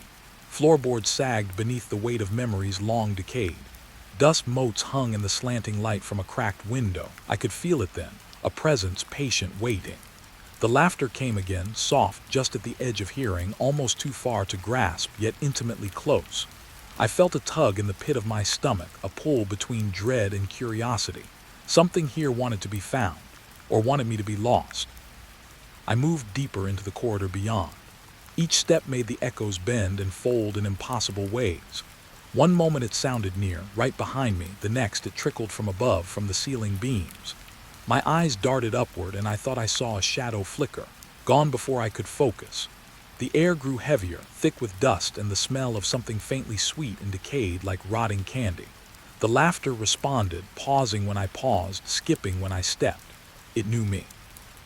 I reached a corner where the walls had collapsed inward, exposing pipes and wiring. A single beam of fading sunlight cut through, catching dust motes in the air, revealing scratches in the floor. Small footprints, children's, leading deeper into the darkness. My heart hammered. I didn't want to follow them. I wanted to turn, to run, to escape the corridor that seemed to stretch forever. But my curiosity, stubborn and cruel, forced me onward. The laughter changed then, subtly, almost imperceptibly. No longer light and playful, it carried an edge, a tinge of menace that made my skin crawl. I pressed my hand to the wall for support. It was cold, icy, and as I touched it, I thought I felt a pulse, faint, deliberate, beneath the surface. The journal vibrated against my chest. I could feel it as if it were warning me, "Be careful. You are not alone." I followed the footprints. They led to a door, its paint long gone, metal rusted, hinges squealing under some unseen weight. The laughter came from beyond, soft, almost coaxing, like a friend calling me in. My hand shook as I reached for the knob. It was icy cold, biting through my glove. The moment I touched it, the laughter stopped. Silence pressed down, thick and heavy. I froze, listening. Nothing.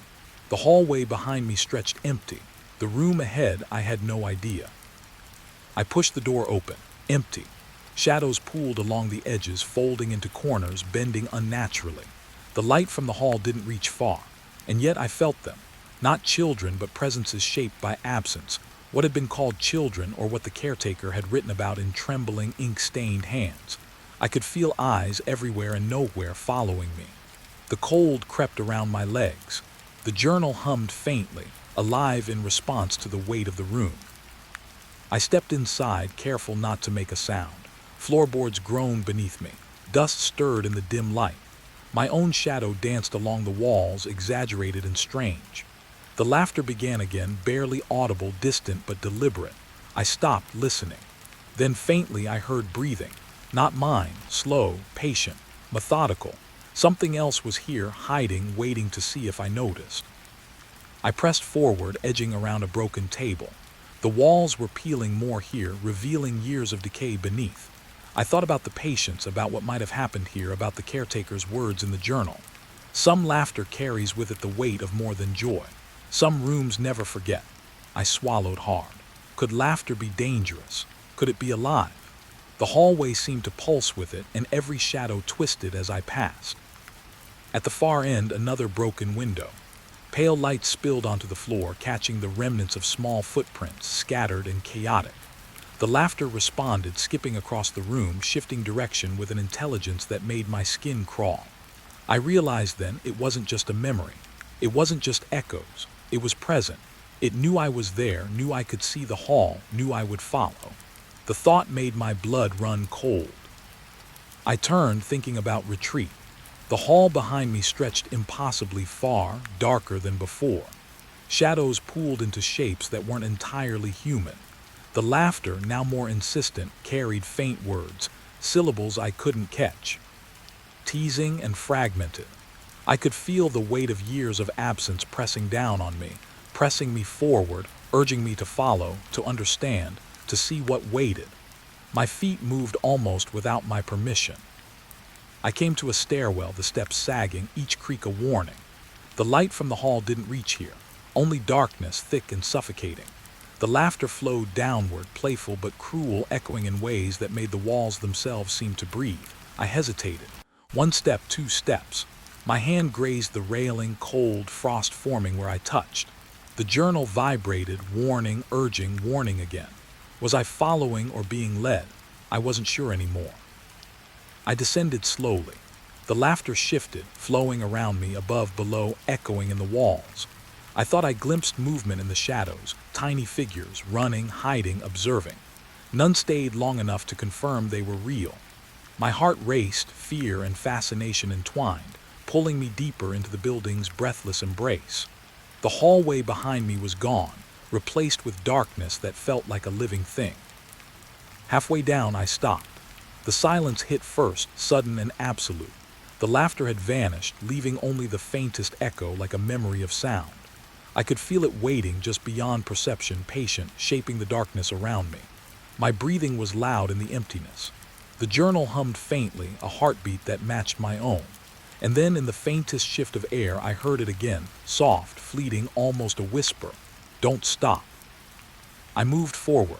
Every step drew the shadows closer, bending them with the light. I could feel the eyes watching me, playful now, but calculating.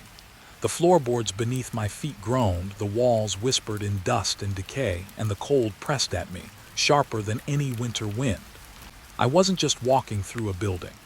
I was moving through the memory of it, through the presence it had kept for decades, learning to wait. At the bottom of the stairs, the hallway opened.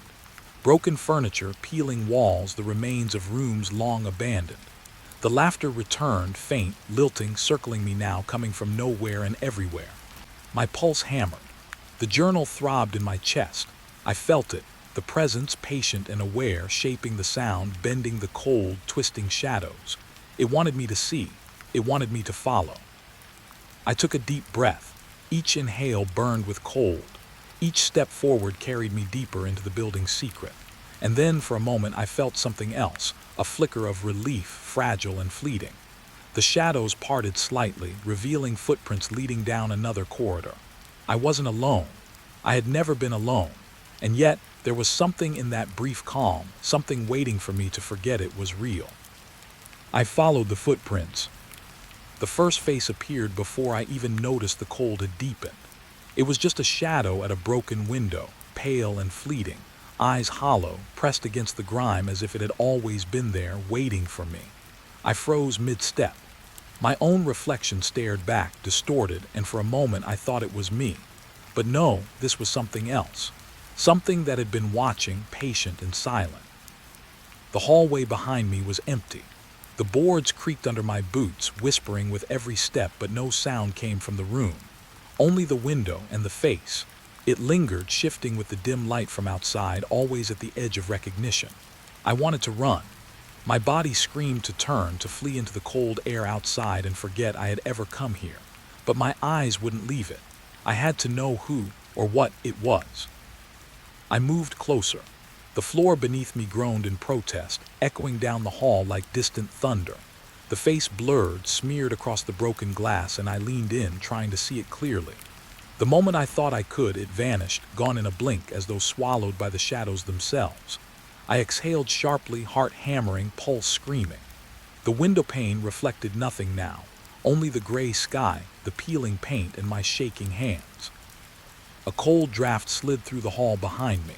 I shivered, pulling my jacket tighter around my chest. That's when I saw another face further down the corridor, smaller, pressed close to the shattered frame of a second window. Its eyes were empty, yet heavy with something familiar, fear, hunger. The moment I stepped toward it, the air shifted, carrying the faint scent of rust and something sweeter, decayed, like old candy left to rot. And again it disappeared. Smoke. Nothing but smoke. I paused, leaning against the wall, trying to catch my breath. The shadows seemed to move with me, curling and stretching along the walls, hiding their shapes until I blinked. My mind tried to reason it, tricks of the light, cracked glass, my own reflection, but it didn't add up. There were patterns in the appearances, faces, watching, disappearing, waiting, and the hallway seemed to pulse around them, alive, breathing. I took another step, another window, another fleeting, silent face.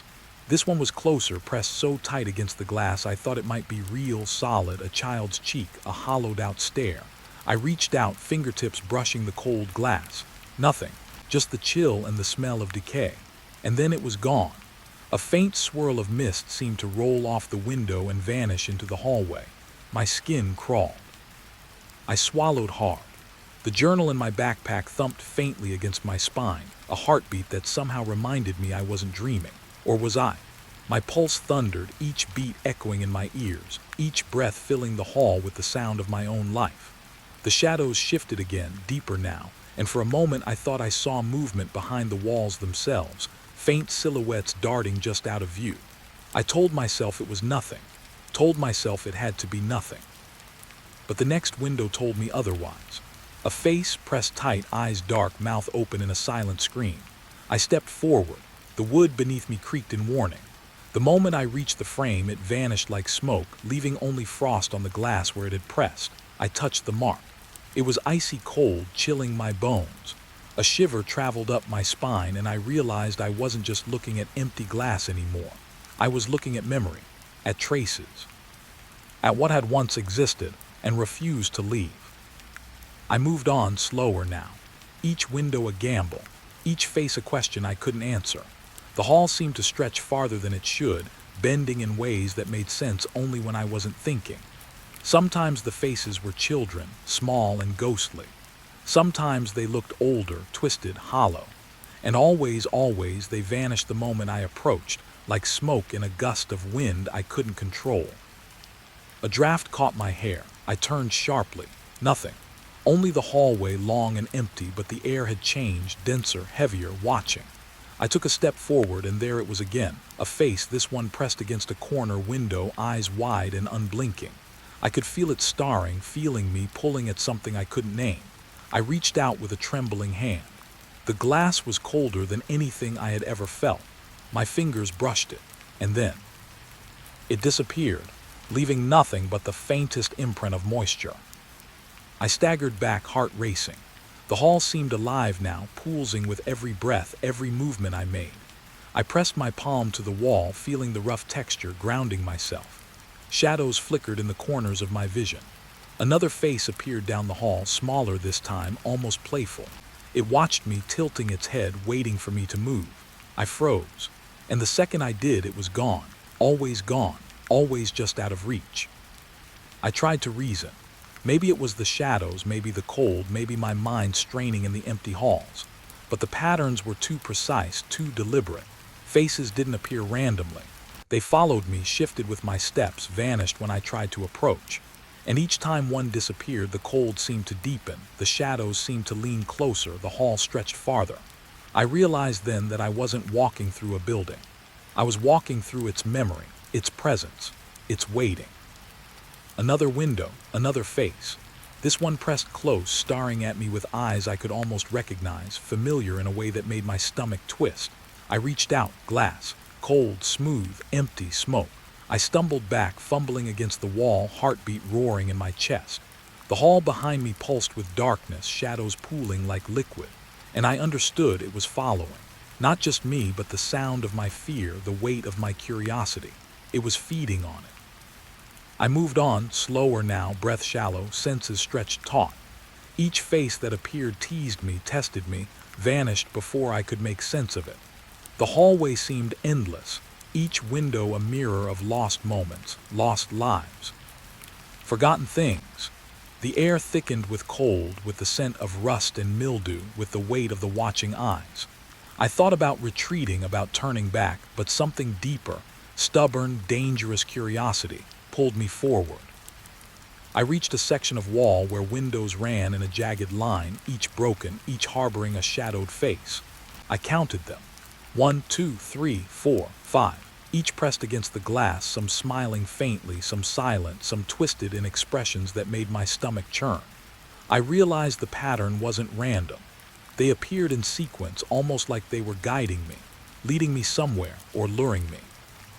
I approached the fifth window. The face pressed against the glass with such intensity I could see its breath fogging the pane. I raised my hand again. Cold, ice, nothing. And then it shifted, melted like smoke, rolling away into the corner of the hall. My heart raced.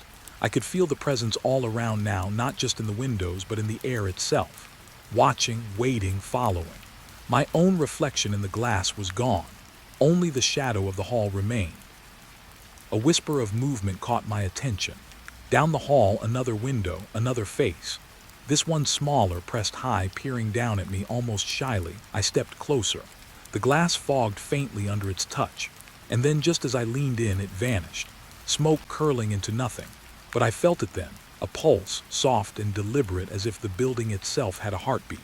And inside it, the eyes of all the faces, watching, always watching. I paused, tried to gather myself. The journal hummed faintly at my back, warm against the cold. I could feel it urging me to move, to understand, to witness. But the hall stretched infinitely, faces appearing and vanishing, shadows bending and folding. I realized I was trapped in a rhythm, a cycle of appearances and disappearances, led by memory and something older, patient, waiting. I took another step, another window, another vanished face. And then in the periphery of my vision, I saw movement, not a face, not quite a shadow, but something moving between them, watching me, waiting. And I understood that the faces weren't real, not in the way I could touch or hold. They were glimpses, portals, messages, warnings, and I had no idea which. I stopped, heart hammering, breath sharp in my chest. Shadows pooled deeper. The cold wrapped around me. Windows lined the wall like a gallery of ghosts. Faces shifting and fleeting, eyes hollow, mouths silent. And then the thought hit me. I was not following them. They were following me, and I had no idea what it wanted. I stepped back, trying to breathe, trying to rationalize. But the hall pulsed, alive with waiting. Faces shifted in the corners, appearing and vanishing with impossible timing. I realized I was standing in the center of it now, surrounded. And the last face I glimpsed, faint and pale, tilted its head at me, almost knowingly, before it, too, vanished like smoke, leaving nothing but the chill and the echo of its stare. And I knew I wasn't done, not yet. The moment I turned the corner, the hallway seemed to stretch, longer than it should, darker than it had any right to be. My shoes hit the cracked linoleum, echoing down the empty ward like gunshots. I wasn't running for anything I could see. I was running because the walls were watching, the shadows leaning, waiting. Each step felt heavier, as if the building itself was pressing down on me, insisting I stay, that I belonged to it now. I risked a glance behind me. Nothing. Just the long, narrow hall, the peeling paint curling at the edges, the faint glimmer of shattered windows. And yet I could feel it. The eyes, the way the darkness clung to the corners, the way the air pressed against my skin. Something followed, patient, deliberate, silent. I ran harder. My lungs burned and my heart pounded so loud I thought it would split my ribs. The hall seemed endless, yet familiar, each door I passed a mirror of the last. I burst into the next corridor, my breath caught in a choke of dust and mildew. The lights flickered, weak and trembling, casting shadows that moved in ways shadows shouldn't. And then I heard it, a soft whisper, almost teasing, coming from the ward behind me. My name, faint, almost polite, but it twisted as it echoed, playful at first, then sharp. I didn't stop. I couldn't. My hand slammed against a wall to steady myself, and my fingers brushed something cold, wet. I pulled back. Moisture on the paint, not condensation. Something had pressed against it, a trace of the ward itself imprinting on the surfaces, leaving a mark that made my skin crawl. Another step and I almost slipped. The floor shifted, warped, or maybe my mind did. Every instinct screamed that the building was alive, breathing, aware of me in a way that made my pulse spike. I could hear more now. Faint, hurried footsteps, or was it echoes of my own? The ward seemed to twist around me. Doors I hadn't seen before appeared, darkened like gaping mouths. I ran past one and a face flashed at the glass. Hollow eyes pressed tight, a silent scream that mirrored my own terror. I flinched, stumbling forward, and it was gone. Smoke. Nothing but smoke and the lingering chill that left goosebumps along my arms. I reached the end of the corridor and found a stairwell. It descended into darkness, rail creaking under my grip. I hesitated. My gut screamed up, but instinct carried me down. The steps felt endless, slick with condensation, the walls closing in. Each echo of my boots sounded like a drumbeat, a countdown, and somewhere below, something answered. Not with words, but with pressure, as if the building itself leaned against me, testing me. At the bottom, the air changed. Colder, denser. I could see my breath curling in short, frantic puffs. Shadows pooled at the corners, deeper than they had been upstairs. And then I heard it, laughter, faint.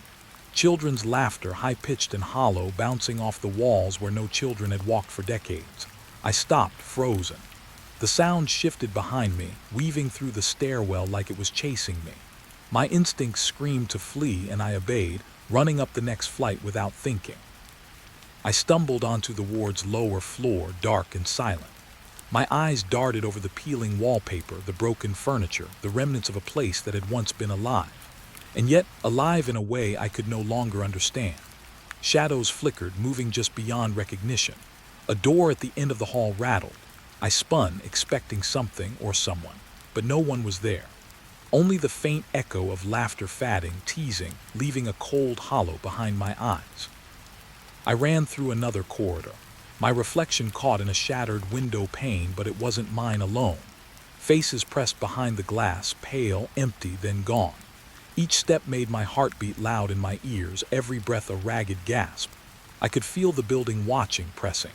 The walls leaned closer, whispering secrets I couldn't hear. I realized then that I wasn't just running. I was escaping judgment, fleeing attention I hadn't wanted. The hall shifted again. Doors that hadn't been there appeared, some ajar, some slammed tight. I didn't stop to look. My hand skimmed a wall and came away sticky with something cold, metallic rust. Blood. I didn't want to know. I pressed forward, heart hammering, lungs screaming. And somewhere behind, the whispers followed, gentle now, coaxing, almost comforting, but it chilled me worse than fear alone ever could. I reached a window at the end of the hall. The glass was shattered, light from outside seeping in like liquid fire. I hesitated. The street was out there, open, safe, familiar. But the shadows in the hall didn't want me to leave. One face, small, childlike, appeared on the remaining glass. Hollow eyes stared into mine. I could feel it thinking, waiting. My fingers itched to touch the glass, but I didn't. I couldn't. I only looked and stepped forward. The window gave way under my weight. I fell, scraping knees and hands against cold concrete. Outside, the air was sharp, brisk, scented with asphalt and night. I inhaled, lungs screaming for relief, for escape. And yet the unease didn't vanish. The building loomed behind me, dark, patient, silent, like it had waited my whole life for this moment. I stood and looked back. Shadows shifted in the windows, tiny movements like the flutter of wings or the brush of hair against glass. I had escaped, but I was not free. I ran down the street, boots hitting the wet asphalt. Sirens wailed somewhere distant, faint and fragmented, like they had lost the courage to come closer. Streetlights flickered overhead, struggling against the night. And behind me, in the darkened silhouette of the ward, faces pressed against broken windows, watching me go. Not angry, not vengeful, simply waiting, patient. A memory of what had been. Or a warning of what might still come. Every instinct told me to keep running, to never look back. But my curiosity twisted inside me, sharp and insistent. Faces vanished the moment I reached them inside, yet here they lingered, frozen in shadows. I wondered, what did they want? Were they trapped, or were they guiding me? Or were they just remnants, waiting for someone else to step too close, to notice, to join? The street was empty, but I could still feel it, the pressure of being watched, the lingering pulse in the air, like the heartbeat of the building itself. I tried to rationalize. Maybe the windows were just broken reflections. Maybe the shadows were tricks of the light, but every instinct screamed no. The hallways, the windows, the faces, it all had purpose, and I had walked straight into it. A final glance back. The ward stood, silent, looming dark against the night sky. And in one upper window I thought I saw movement, tiny, deliberate, like a hand brushing the glass.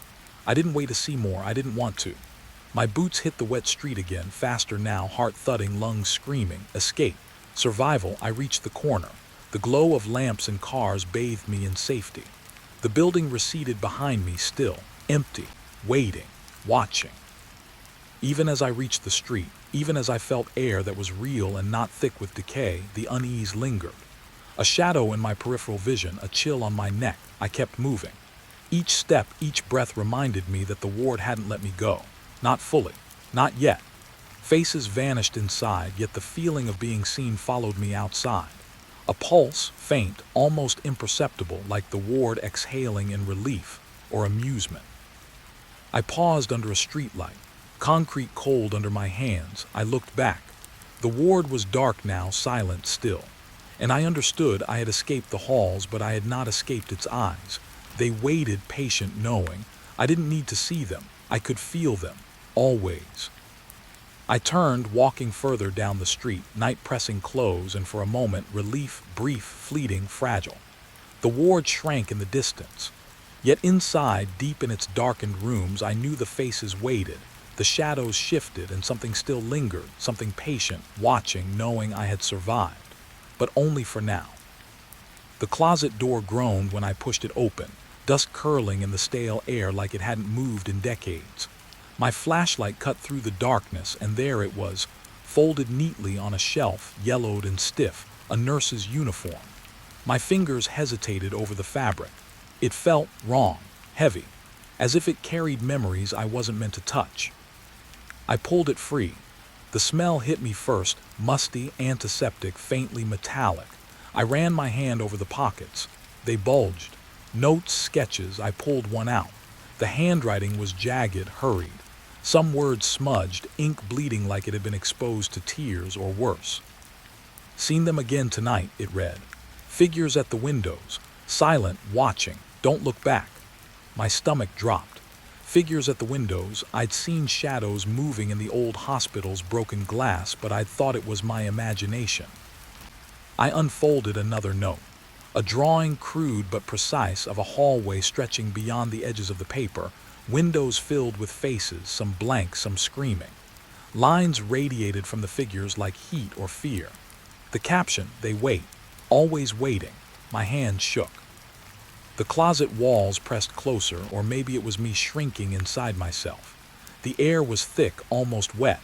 I could hear something in the silence, a creak behind me, soft, deliberate. My heart jumped. I hadn't moved. Nothing moved. And yet the sound lingered, echoing from somewhere deep in the building. I stuffed the notes back into the pocket, careful not to spill their secrets. There were more. Hundreds, maybe. Scribbled pages, diagrams, warnings. I could feel the urgency in them. Whoever had worn this uniform had been terrified. Terrified enough to leave these messages tucked away like charms or prayers. I pulled open the second pocket. A tiny sketchbook, its cover torn. I flipped it open. Faces that weren't quite human, stretched thin, eyes too large, limbs twisted. Some scribbled lines formed corridors, rooms that didn't exist. And in the margins, words, "They follow, they whisper. Don't fall asleep here." I shivered. The uniform was heavier in my hands now, as if it weighed the fear of whoever had worn it. I could almost feel their presence, trailing behind me through these halls, watching, waiting. I wondered, had they escaped? Or had the uniform been their last link to this world? A sudden draft pushed against me. The closet door rattled. I froze. Something brushed past the edge of my flashlight's beam, slow, deliberate. I snapped the light toward it, empty shelves. But the sense of being watched didn't leave. I tucked the uniform under my arm, heart hammering, and stepped back into the hallway. The floorboards creaked beneath my weight. I could hear them, soft footsteps just behind me, quickening as I moved. I didn't dare look. I kept the light steady on the far end of the hall, the uniform clutched like a talisman. My breath was shallow, uneven. I told myself it was the building settling. Old wood, shadows playing tricks, but deep down I knew it was. I reached the storage room's doorway and paused. My flashlight caught something in the corner, a small piece of paper pinned to the wall. I approached, curious despite the dread coiling in my chest. It was another note. The handwriting matched the uniform's pockets. Words scratched in urgency. "Do not take it out after midnight. They are awake when darkness spreads." I swallowed hard. Midnight. The sky outside had darkened hours ago. I glanced down at the uniform again. Something about it seemed alive under the beam of light. Not moving, not breathing, but waiting. It tugged at the edges of my mind, whispered possibilities I didn't want to think about. I took a deep breath, forcing myself to stand taller. I had to know, I had to see. I opened another pocket. Notes, sketches, diagrams, chaotic, layered, overlapping. There were symbols, shapes I didn't understand. Some resembled floor plans, others like something crawling, trying to reach out. And at the bottom of one page, a phrase underlined in frantic ink. "They never leave. They wait in the folds of the cloth." I froze. The cloth, the uniform, my skin prickled. I held it closer, heart hammering against my ribs. Could a uniform carry fear, carry presence? It seemed absurd. And yet the weight in my hands, the chill in the air, the shadows that lingered just beyond the flashlight, it all told a different story. I flipped another page, a list of names, patient staff dates, some crossed out, some circled, some missing. Notes in the margins: "He watches at night. She follows the halls. They come for the quiet ones." I traced a finger over the names. The scrawls grew more desperate the further down the page I went, ending mid-sentence, trailing off like the writer had been interrupted, or worse, taken. I couldn't stop reading. I couldn't put it down. There was a rhythm in the writing, a cadence that matched the pounding of my own heart. Each note promised answers, yet revealed only fragments. Shadows moved at the edges of the closet, or maybe it was me imagining. Every sound, every creak of the old building, set me on edge, made me turn, made me clutch the uniform tighter. The sketches were worse. Hallways that stretched impossibly, doors that opened into walls, windows that reflected nothing. Figures crouched in corners, peering from behind broken glass. Some sketches showed hands pressed against fabric, like the uniform itself had been touched by something unseen. The notes warned, do not wear, do not fold, do not leave them awake. I shook my head, trying to focus. Who were they? The uniform didn't say, but the fear radiated, palpable, curling around my chest, pressing down. I wanted to set it down, to leave it here in the storage room and walk away. But something rooted me to the spot. Curiosity, a compulsion. I needed to see the last note, the final sketch, the truth behind the uniform. The last pocket held a folded sheet, crumpled, fragile. I opened it with trembling hands. It was a drawing of the storage closet itself, my flashlight illuminating it now, except in the sketch. The shelves were crowded with shadowy shapes, faces pressed against fabric, stretching toward the doorway. Scribbled below, they see through the cloth. They watch. They wait for the living. I dropped the page. My knees felt weak. I pressed the uniform to my chest, breathing shallow, trying to shake the growing unease. And then I noticed it. The temperature in the room had dropped. Sharp, sudden, a chill that seeped through my clothes into my bones. I could see my breath curling in the flashlight's beam. The closet, the uniform, the notes, it was alive in its own way. A presence that did not forgive. A soft shuffle behind me. My pulse spiked. I spun, flashlight cutting through the darkness. Empty. Nothing. Yet the air moved differently, heavier, charged. Something had shifted. The uniform pressed closer against me. I realized with a sinking certainty that the fear I felt wasn't mine alone. It belonged to the one who had left these notes, who had worn this uniform, who had tried to warn anyone who came after. I stuffed the uniform under my arm, careful, protective, terrified. Every step out of the closet made the shadows stretch, darken. The building seemed to exhale, a slow, deliberate breath that followed me, tracing my path. I dared not look behind. I kept moving, one step, then another. The notes whispered from the pockets, secrets half heard, warnings half understood. I reached the hallway, the old fluorescent lights flickering. The uniform seemed heavier, warmer against me. I felt the presence again, closer, watching, patient. The notes hinted at things I didn't want to see, things that had once roamed these halls freely, now bound to fabric, bound to memory. And I knew I had carried their warning with me, the weight of their terror, the proof of what had been here before. Outside, the night waited, calm, indifferent. The uniform hung from my arm, inert, yet humming with something unseen. I stepped into the street, the chill fatting slowly, but the memory, the lingering presence would follow me, always. I hadn't yet worn it, hadn't yet unfolded its full horror. But I knew instinctively that one day, curiosity would tempt me again. And when that day came, I would understand the truth the notes tried to tell, the sketches tried to show, and the uniform, patiently waiting, would reveal the secrets it carried. But not tonight. Tonight, I ran with the fear pressed against my chest, and with the knowledge that some things are meant to be discovered slowly, one terrified step at a time. I opened the first note from the uniform carefully, as if the paper itself might snap under the weight of whatever had been written there. The handwriting was jagged, uneven, trembling in places, like whoever had written it had been fighting with themselves, or with something else. "Rituals at night," I read aloud to no one. The words felt alive in my mouth, heavy with unspoken meaning. I glanced around the storage closet. Shadows clung to the corners, stretching long under the flashlight. A chill ran down my spine, one I couldn't shake. Something in the air felt expectant. The note described a ritual that involved the patients. At first, it seemed innocent enough, soft songs, dim lights, gentle motions meant to calm them. But the closer I read, the more the words twisted, revealing unease. Instructions to light candles in patterns that formed strange symbols, motions repeated until the air hummed with something else. I didn't know what, and yet I could feel it like a pulse beneath my skin. Another sketch fell out from the uniform's pocket, edges brittle. It was a room, circular, filled with chairs that faced inward. In the center, a small figure kneeling, head bowed. Around it, other figures, half hidden, watching, hands trembling, faces blank. A caption: "The night watches as they sleep." I shivered.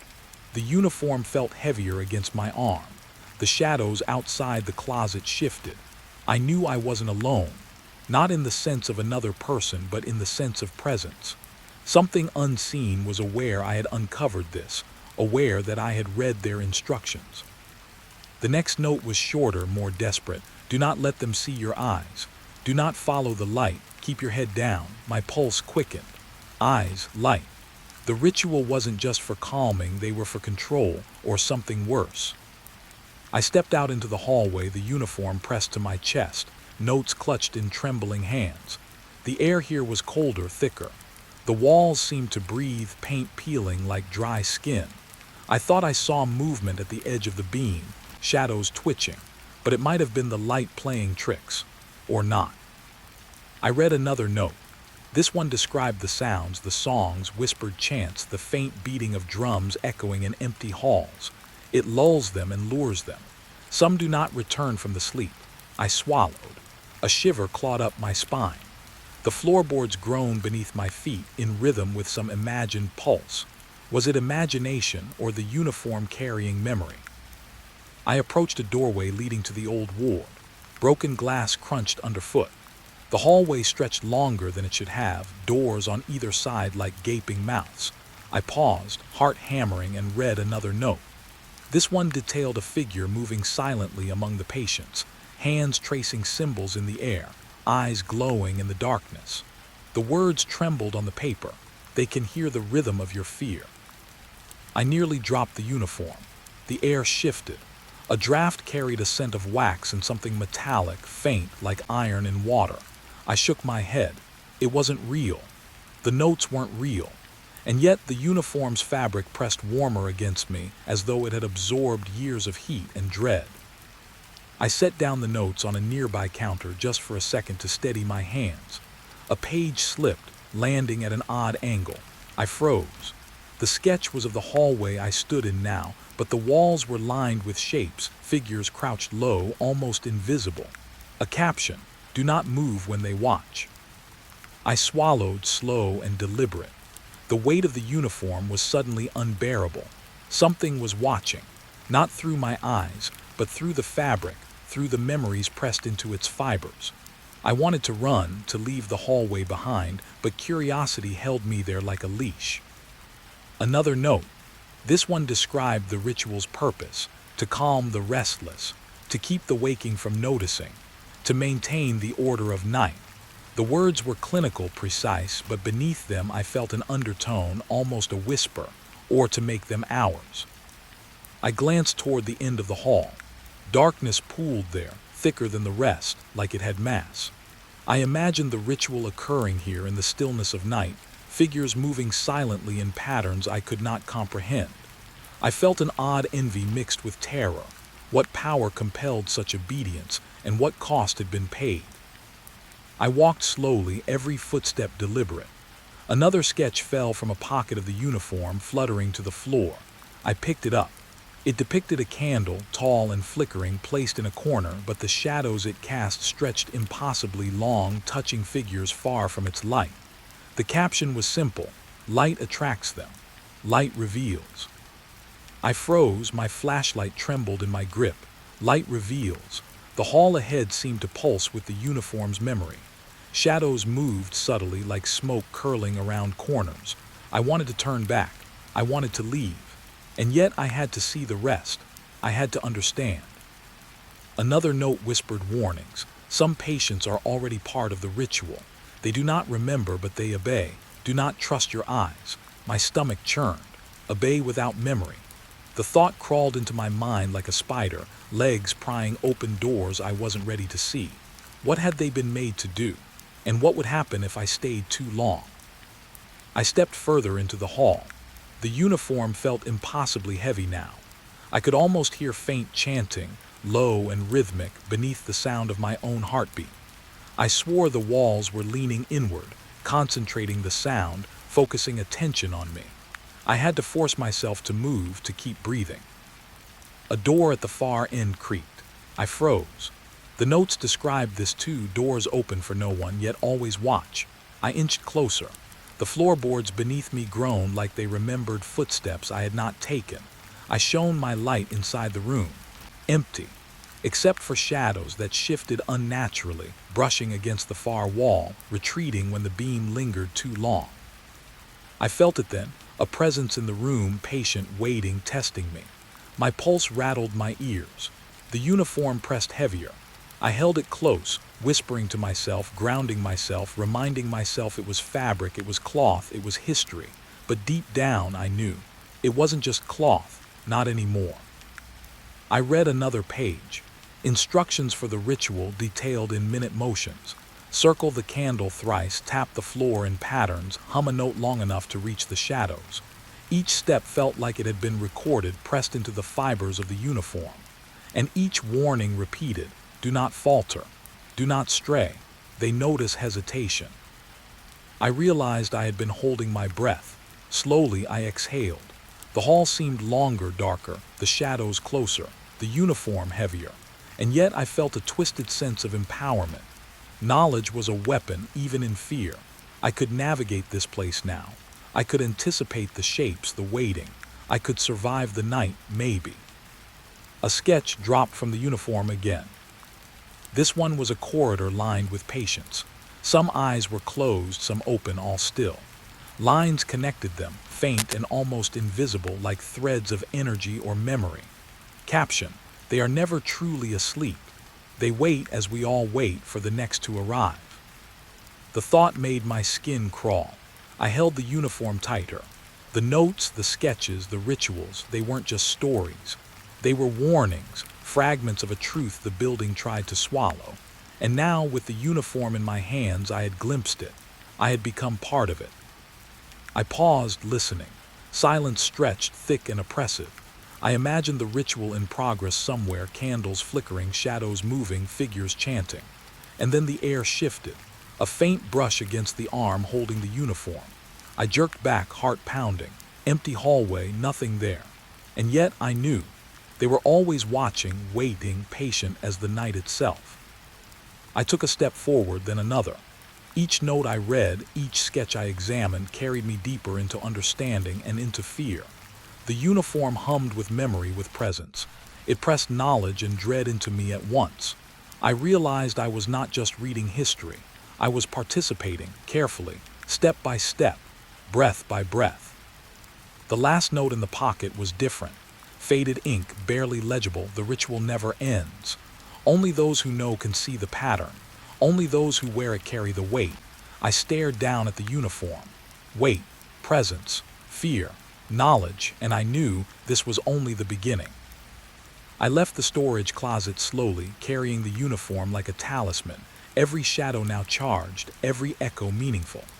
The halls stretched longer, darker, but I walked them with purpose, armed with notes and sketches, armed with the terrible understanding that the night, the rituals, the waiting figures, all of it was real, and it was patient. Outside, the air was warmer, yet the memory of the rituals lingered. I could almost hear the faint echo of chanting, distant, faint, impossible. The uniform pressed against me, heavy with secrets I did not yet fully comprehend. And I knew, even if I escaped the building tonight, part of it had already left with me. The waiting would continue. The rituals would continue. And I was now part of the rhythm, part of the silent pattern no one else could see. The moment I stepped deeper into the hallway, I felt it. Not in the air, not in the walls, but behind me. A weight, patient and deliberate, pressing just out of sight. My skin prickled. I told myself it was imagination, the uniform still clinging to me, carrying the residue of rituals, of whispered songs. But the feeling did not leave. It followed, shifting whenever I paused, retreating when I turned my head too quickly. I tried to convince myself it was the shadows, the broken walls, the peeling paint that made the corridors feel alive. Yet the more I moved, the more I realized it was something else. Watching, patient, not waiting to strike, but waiting to see me notice. To see me understand that I was no longer alone in this building, and perhaps never had been. The notes from the uniform rustled in my hands as I walked. Each sketch seemed to hum with memory, the curling lines of ink almost vibrating under my fingers. They showed the halls I now traversed, longer, darker, more twisted than my eyes could measure. And in every sketch, something crouched in the corners, eyes closed or maybe watching. I couldn't tell. A faint sound drifted from down the corridor. Footsteps, perhaps, or breathing. I stopped, heart hammering. Nothing moved in the narrow beam of my flashlight. I tried to convince myself I was imagining it, yet my pulse knew the truth. Someone or something was moving just beyond the light, mimicking my steps or anticipating them. The uniform pressed against my chest like a leaden shield. I could feel its history, the memory of rituals performed in the dark, of shadows guided by whispered incantations. I remembered the last note. They noticed hesitation. They watched the unprepared. My hands trembled, and yet I had to keep going. I had to see what was following, or at least understand its rhythm. I passed a doorway. Broken glass crunched under my boots. A cold draft whispered against my neck, carrying the faint scent of wax and iron. My flashlight flickered, and for a heartbeat I saw a figure at the far end of the hall. No face, just the curve of a shoulder, a head bowed slightly, and the unmistakable sense that I was being studied. I blinked and it was gone. I cursed it under my breath, forcing my legs to move faster.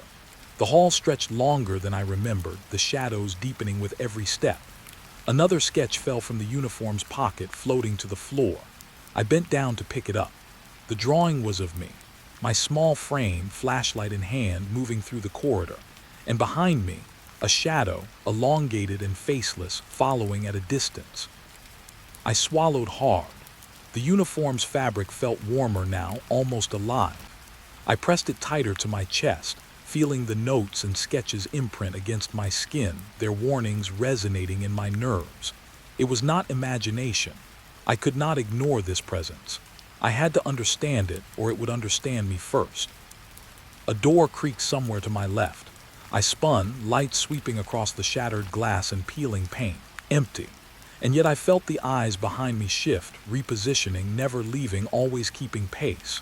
My breathing quickened, shallow, and I reminded myself to take deliberate steps. Inhale, exhale, move, observe, repeat. Another note had slipped from the pocket. I opened it quickly. The words were scrawled in a trembling hand. Do not turn too quickly. Do not run. They mirror your fear. My stomach knotted. Mirror my fear. Was that what this presence was doing? Waiting, learning, reflecting. I shivered, the hairs on my arms standing like wire. I walked, every footstep measured, aware that my shadow now seemed to move independently in the corners of my vision. One moment the hall was empty. The next I glimpsed it, a darker shape, just beyond the reach of light, mimicking my pace. The uniform pressed heavier, a reminder that I had already become part of the building's memory. A faint sound of whispering drifted from a side corridor. I froze, the air thickened, breath caught in my throat. I wanted to run. I wanted to leave, to shed the uniform and the knowledge it carried. But the pull was too strong, curiosity tightening like a fist around my chest. Who or what was following? And why did it remain unseen? I stepped into the side corridor. Coldness wrapped around me like a wet sheet. Broken tiles littered the floor, glinting in the flashlight's beam. The uniform's pockets rustled as I reached for another sketch. It depicted a circle of figures, crouched low, all faceless, all watching. One figure in the center had eyes open, and those eyes were mine. A breath of panic pushed me forward, yet I forced my legs to move with deliberation. I could not give them the satisfaction of my fear. I could not allow hesitation.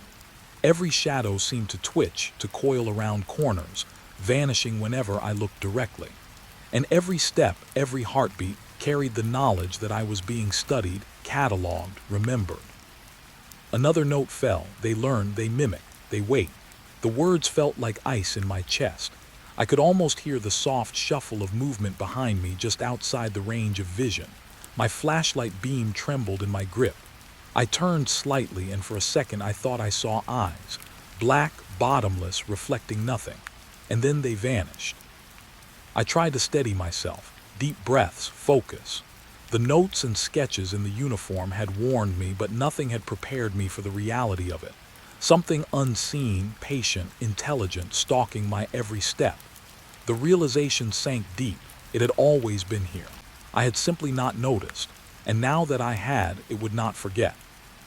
I pressed on, moving through hallways that seemed to bend unnaturally. The building itself was watching, alive with memory and presence, feeding on the uniform's history. Shadows stretched along the walls, curling into shapes just outside the flashlight's reach. I felt the presence shift with me, always behind, always anticipating, always waiting for a mistake. A distant door slammed. I flinched, breath catching. Empty hallway, silence. And yet the awareness persisted. I was being measured, judged, followed. And I realized with a cold, sinking certainty that I was not just a visitor. I had become a part of this place, its memory, its ritual, its unseen order. I paused, listening. My own heartbeat thudded in my ears, but beneath it I felt another rhythm. Faint, patient, echoing, matching my steps. Not just a shadow, something more, something aware. And the uniform pressed heavier, warmer, humming with centuries of secret knowledge and unseen watchers.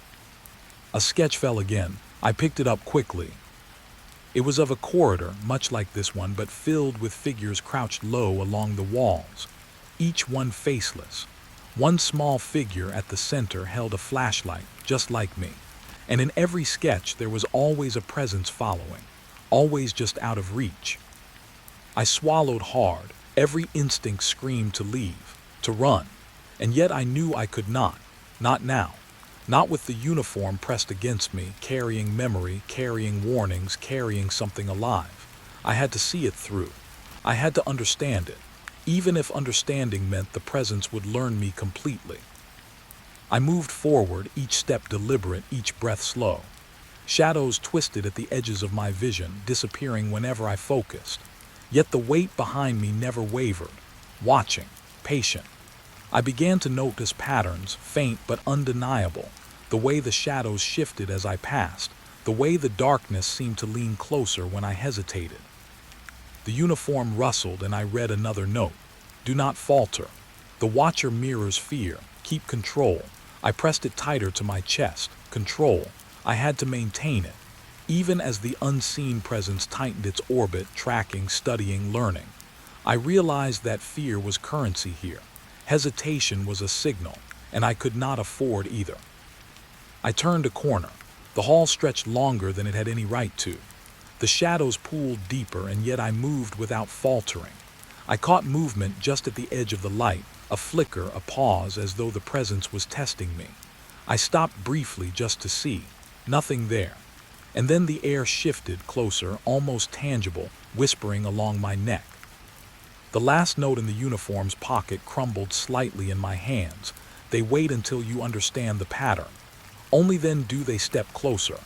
I shivered, realizing that understanding was not salvation, it was acknowledgement, recognition, acceptance. And once acknowledged, they did not release. I kept moving, flashlight sweeping, uniform pressed tight, heart hammering, and the presence never left. Always behind, always watching, always patient. I was beginning to understand the rhythm, the patience, the intelligence. And I knew deep down that I had become part of it. Part of the unseen order, part of the ritual, part of the pattern no one else could see. And even as I left that hallway behind, the sense of being followed did not end. The presence remained, patient, waiting, always just beyond the edge of vision. I could feel it in the uniform, in the shadows, in the air around me. I had survived the hallways, but the watcher had not forgotten. I would not be alone again. The first door slammed shut behind me without warning. I froze, hand hovering over the handle I had just pushed. No wind, no movement, just the lock clicking itself into place. My pulse spiked. I told myself it was a mechanical fault, something simple, something explainable, but the hall was silent, too silent. The air had changed, heavy, almost sticky, and the temperature seemed to drop the further I went. The uniform pressed against my chest, its fabric cold now, as if it had absorbed the night itself. I held the sketches and notes tighter, though they offered no comfort, only warnings written by hands that had felt what I was feeling now. The building alive, aware, observing. I moved forward cautious, every step deliberate. The next door ahead shivered, then clicked shut behind me the instant I passed. I spun, empty corridor. The flashlight trembled in my grip. A whisper curled through the walls, soft, almost human, almost pleading. I froze again, heart hammering. The words were indistinct, carried on the draft, bending between sanity and imagination. I whispered back, "Who's there?" The silence that followed pressed heavier than the walls. And then I realized the whispers were not asking. They were waiting, waiting for recognition, waiting for me to notice them as more than just air moving through broken halls. I tried another door, locked, same click, same impossible timing. I pressed my shoulder against it, shoved with all my weight. Nothing. Panic tingled in my fingertips. I felt watched, always watched. The whispers grew, circling, soft voices multiplying into harmonies that felt too precise, too intentional to be random. One of the sketches in the uniform pocket slid free. I caught it. It showed a corridor like this one, doors locked, shadows lining the walls, whispering at someone walking alone. And in the corner of the drawing, a figure crouched, faceless, but with hands reaching toward the person in the hall. My hands shook as I stared at it. Could it be what I felt behind me? Could it be the watcher that had followed me since I entered this building? I forced myself to keep moving. My flashlight flickered once, twice. The shadows lengthened, curling toward me like fingers, and the whispers, so soft, suddenly took shape in my mind. Names, almost familiar, twisting into tones of warning and accusation. I tried to shake it off, focusing on the uniform, on the sketches, on anything that anchored me to reason. Another door loomed ahead. I grasped the handle. It was locked before I even touched it. I stepped back, heartbeat loud, aware of every creak in the floorboards under my boots. The whispers pressed closer, shaping words now. "You shouldn't be here," they hissed. "Not yet." I turned sharply, shining the light behind me. Nothing. Only the endless corridor, dark and unbroken. I tried to speak to it again. "I'm just looking." My voice sounded foreign, swallowed by the walls. The whispers responded, not words, but feelings. Urgency, dread, patience. They weren't human, but they carried the weight of someone who once was, or had been forced to listen for eternity. I pressed the uniform tighter, letting the notes brush against my fingers. They had survived this place. Maybe I could too. I tested another door, and this one yielded with a groan. Relief fleeting. The room beyond was narrow, lit faintly by moonlight filtering through a broken window. I crossed the threshold, listening. The whispers settled into murmurs, as if waiting for me to exhale, to make a mistake. My flashlight beam landed on a wall covered in scratches, names etched deeply into plaster, some familiar, others not. The air smelled faintly of iron, of memory. I crouched, running a trembling hand over one name. Something cold brushed my shoulder. I whirled, empty, but the pressure, the weight of being observed, pressed harder. The uniform rustled. Another note slipped out: "Do not flee, do not resist. They follow the rhythm." Rhythm, I glanced around. Shadows pooled at the corners, coiling, stretching. I realized the presence had a cadence, a pattern. It moved with me, but in a way I could never anticipate. The whispers rose, merging into a chant, almost human in their phrasing. My head spun. I wanted to leave, to escape, but the doors behind me had been sealed. And forward meant confronting whatever waited in the dark beyond. The sketches tumbled from the uniform again. One caught my eye. It showed a figure, alone, surrounded by locked doors, whispers curling from the walls, eyes watching from every shadow. The figure clutched something, my uniform, my notes. I understood then. This building wasn't just haunted. It was alive, sentient, feeding on the past, on fear, on those who tried to understand it. The uniform was a key and a shield. I had awakened it by finding it, by wearing it. And now whatever lived in the walls and shadows was taking measure of me, patient, observant, waiting for a misstep. I moved to another door, locked. Panic flared. I leaned against it, pressing with all my weight. A low hiss filled the room, almost like a breath, but not mine. The whispers surged around me, unintelligible but insistent, forming a circle I couldn't see but could feel. The air thickened as if I were wading through water. My muscles burned. My pulse raced. And I understood this was no longer just fear. This was a test. I turned back to the hall. The shadows stretched impossibly, and I felt the presence pulse in sync with my own heartbeat. I tried to pull the uniform close to find comfort in the notes and sketches. Each page whispered warnings. Each sketch illustrated consequences. And I realized I was walking a path already traced by someone else, someone who had failed, whose fear had been absorbed into the walls. I forced myself forward. Another door, and this one opened after several attempts. I stepped in. The room was bare except for scratches on the floor, symbols etched in patterns I couldn't decipher. The whispers became clearer, shaping syllables into warnings. Do not linger, do not turn, do not awaken. My chest heaved. Every instinct screamed to leave, to tear the uniform from my shoulders and run. And yet I couldn't. The uniform's weight, its coldness, was anchor and warning both. I crossed to the far wall. Moonlight glinted off something small and metallic. I picked it up. A key, old, tarnished, but real. And in that moment I realized the pattern. The doors had been testing me.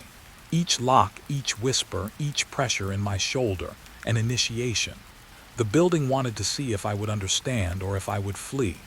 The key was a reward, but rewards in this place were never simple. The whispers softened, almost approving, almost relieved. The presence, I could feel it, eased slightly, not gone, but watching differently now. I held the key, heart still racing, mind reeling. The uniform pressed against me, almost warmly now, as if acknowledging my comprehension. But comprehension did not equal freedom. Not here, not yet. I slipped the key into a nearby door. It turned with effort, but the lock yielded. Relief surged, brief and fleeting. The hall beyond stretched long, dark, but navigable, and I realized the presence had not left. It followed, still unseen, still patient, but it had acknowledged me. I had learned the rhythm.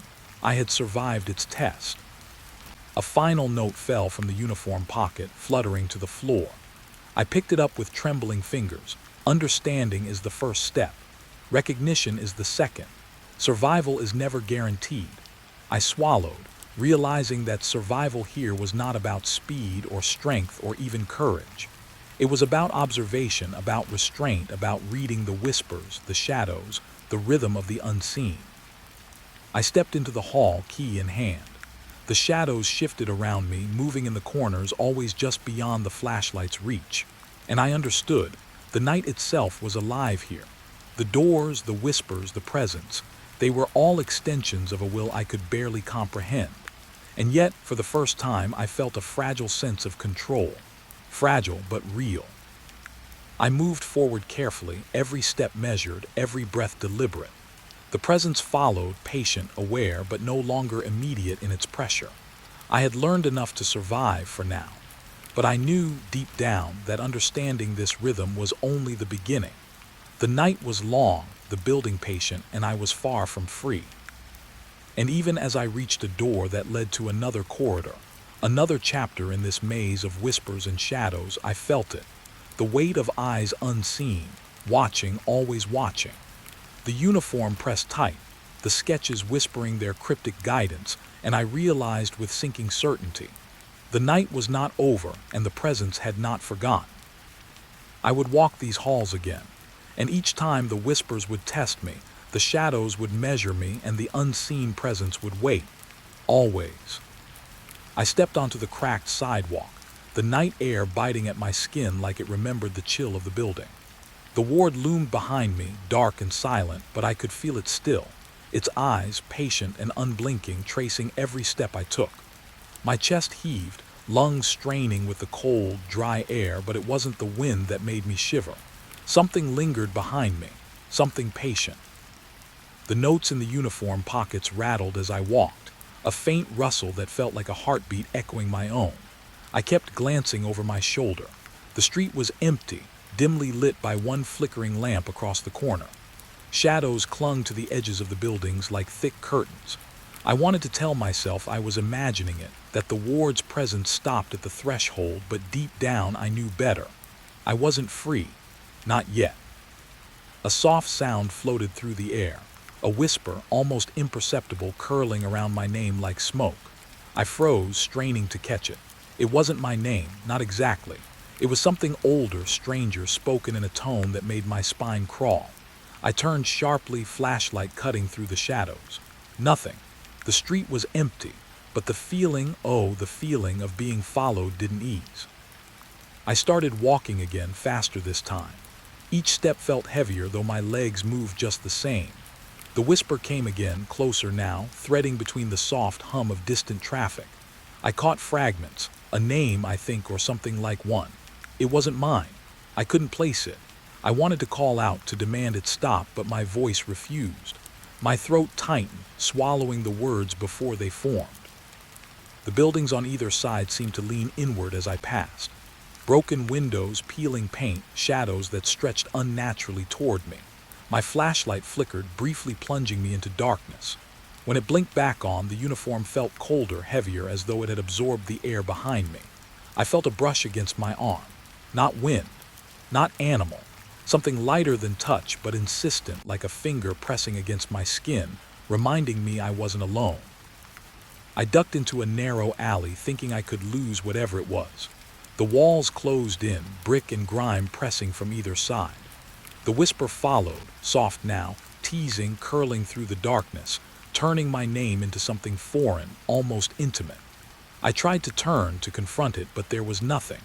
Just the alley stretching endlessly, dim puddles reflecting my own wide eyes. A sudden realization hit me. The uniform, the sketches, the notes. They hadn't just guided me, they'd marked me. I was carrying pieces of the ward out into the night, and something somewhere was noticing. Something that had always been here but had chosen not to reveal itself until I stepped beyond the doors. I felt its patience, a presence coiling around me like smoke, waiting, testing, savoring my unease. I broke into a run. Pavement slapped against my boots, the sound echoing down the empty street. The whispers came faster, overlapping now, layering syllables into a language I almost understood but couldn't. My chest burned. My hands clutched the uniform tighter. I could feel its weight, its coldness, anchoring me while the world seemed to stretch and warp around me. Every corner I rounded, I expected to see it, whatever it was, but the street remained empty. And yet the whisper followed.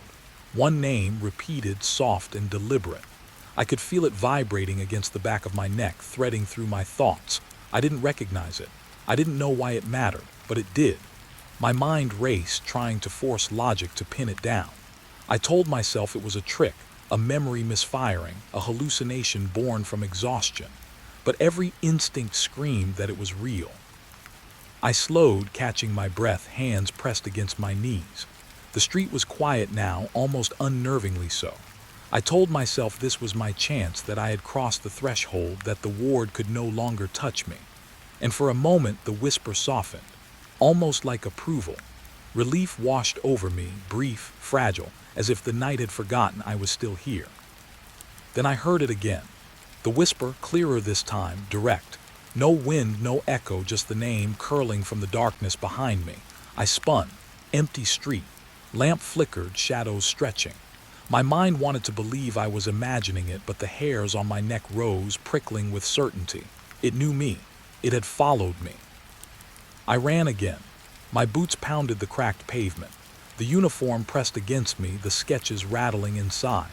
I could feel the presence just behind, patient but close, waiting for me to falter. Every streetlight flicker seemed like an eye blinking at me. Every trash can shadow seemed like movement, shifting closer, observing. I didn't look back anymore. I couldn't. I ducked into a quieter street, hoping to lose it. The whisper followed, morphing now, carrying a tone of curiosity, of recognition. It wasn't just a sound. It was awareness. I understood then, this wasn't a spirit, not entirely. It was something older, something that fed on the living fear of those who left the ward, something that had traced my steps long before I crossed the threshold. And now, it had me marked. I stumbled, nearly falling over the uneven curb. My lungs burned. My chest ached. I glanced down at the uniform. Notes and sketches spilled from the pockets again. One sketch caught my eye, me running, shadowed figure behind, name curling from the air. My heart sank. The drawing was not just a prediction. It was a record. and the name whispered was written at the bottom, tiny, nearly illegible, but there. I shivered. This thing had known me before I had known myself. The street narrowed further, alleyways merging, buildings pressing closer. The presence tightened, not in touch, not in pressure, but in awareness. I could feel its gaze in every movement, every heartbeat. And then another whisper, softer, like a secret shared just with me. You cannot outrun it. I slowed again, leaning against a wall, hands trembling. The air was thick, humid, pressing against my skin. The name still whispered, still strange, threaded into my mind, looping, taunting. And then, for a moment, silence. Complete, oppressive silence. I swallowed hard, trying to will myself to comprehension. Had it left? Had I lost it? Relief bloomed in my chest, but I knew it was a trick, always a trick. Then from the shadows ahead I saw movement, not form, not figure, but motion, a distortion, subtle and deliberate. The whisper returned, closer now, urgent. I ran, boots slapping the pavement, uniform pressing against me, sketches rustling, carrying their silent warnings. The air vibrated with tension. I could feel it moving with me, aware of every step, every choice. I didn't dare look back. Finally, a streetlight glowed ahead, brighter than the rest. The sound of traffic, faint, distant, human. I sprinted toward it, lungs burning, heart hammering. The uniform felt lighter now, almost approving. The whispers softened, curling into something I almost understood, a sigh. Not relief, not satisfaction, but acknowledgement. I crossed into the light. The shadows behind me shrank, twisted, and for a moment I thought the presence had eased. I stopped, hands on knees, gasping. The night air stung, cool and sharp. The uniform pressed warmly now, holding its secrets close. The sketches whispered silently from their pockets, a record of survival, a guide for the next step. And then, almost impossibly, the whisper came again. Soft, clear. A single name, I didn't recognize it, never heard it before, but I felt it in my bones. Someone still followed me, still remembered me, still held the ward's patience in the night. I shivered. I wanted to turn, to confront it, but instinct held me still. I didn't dare.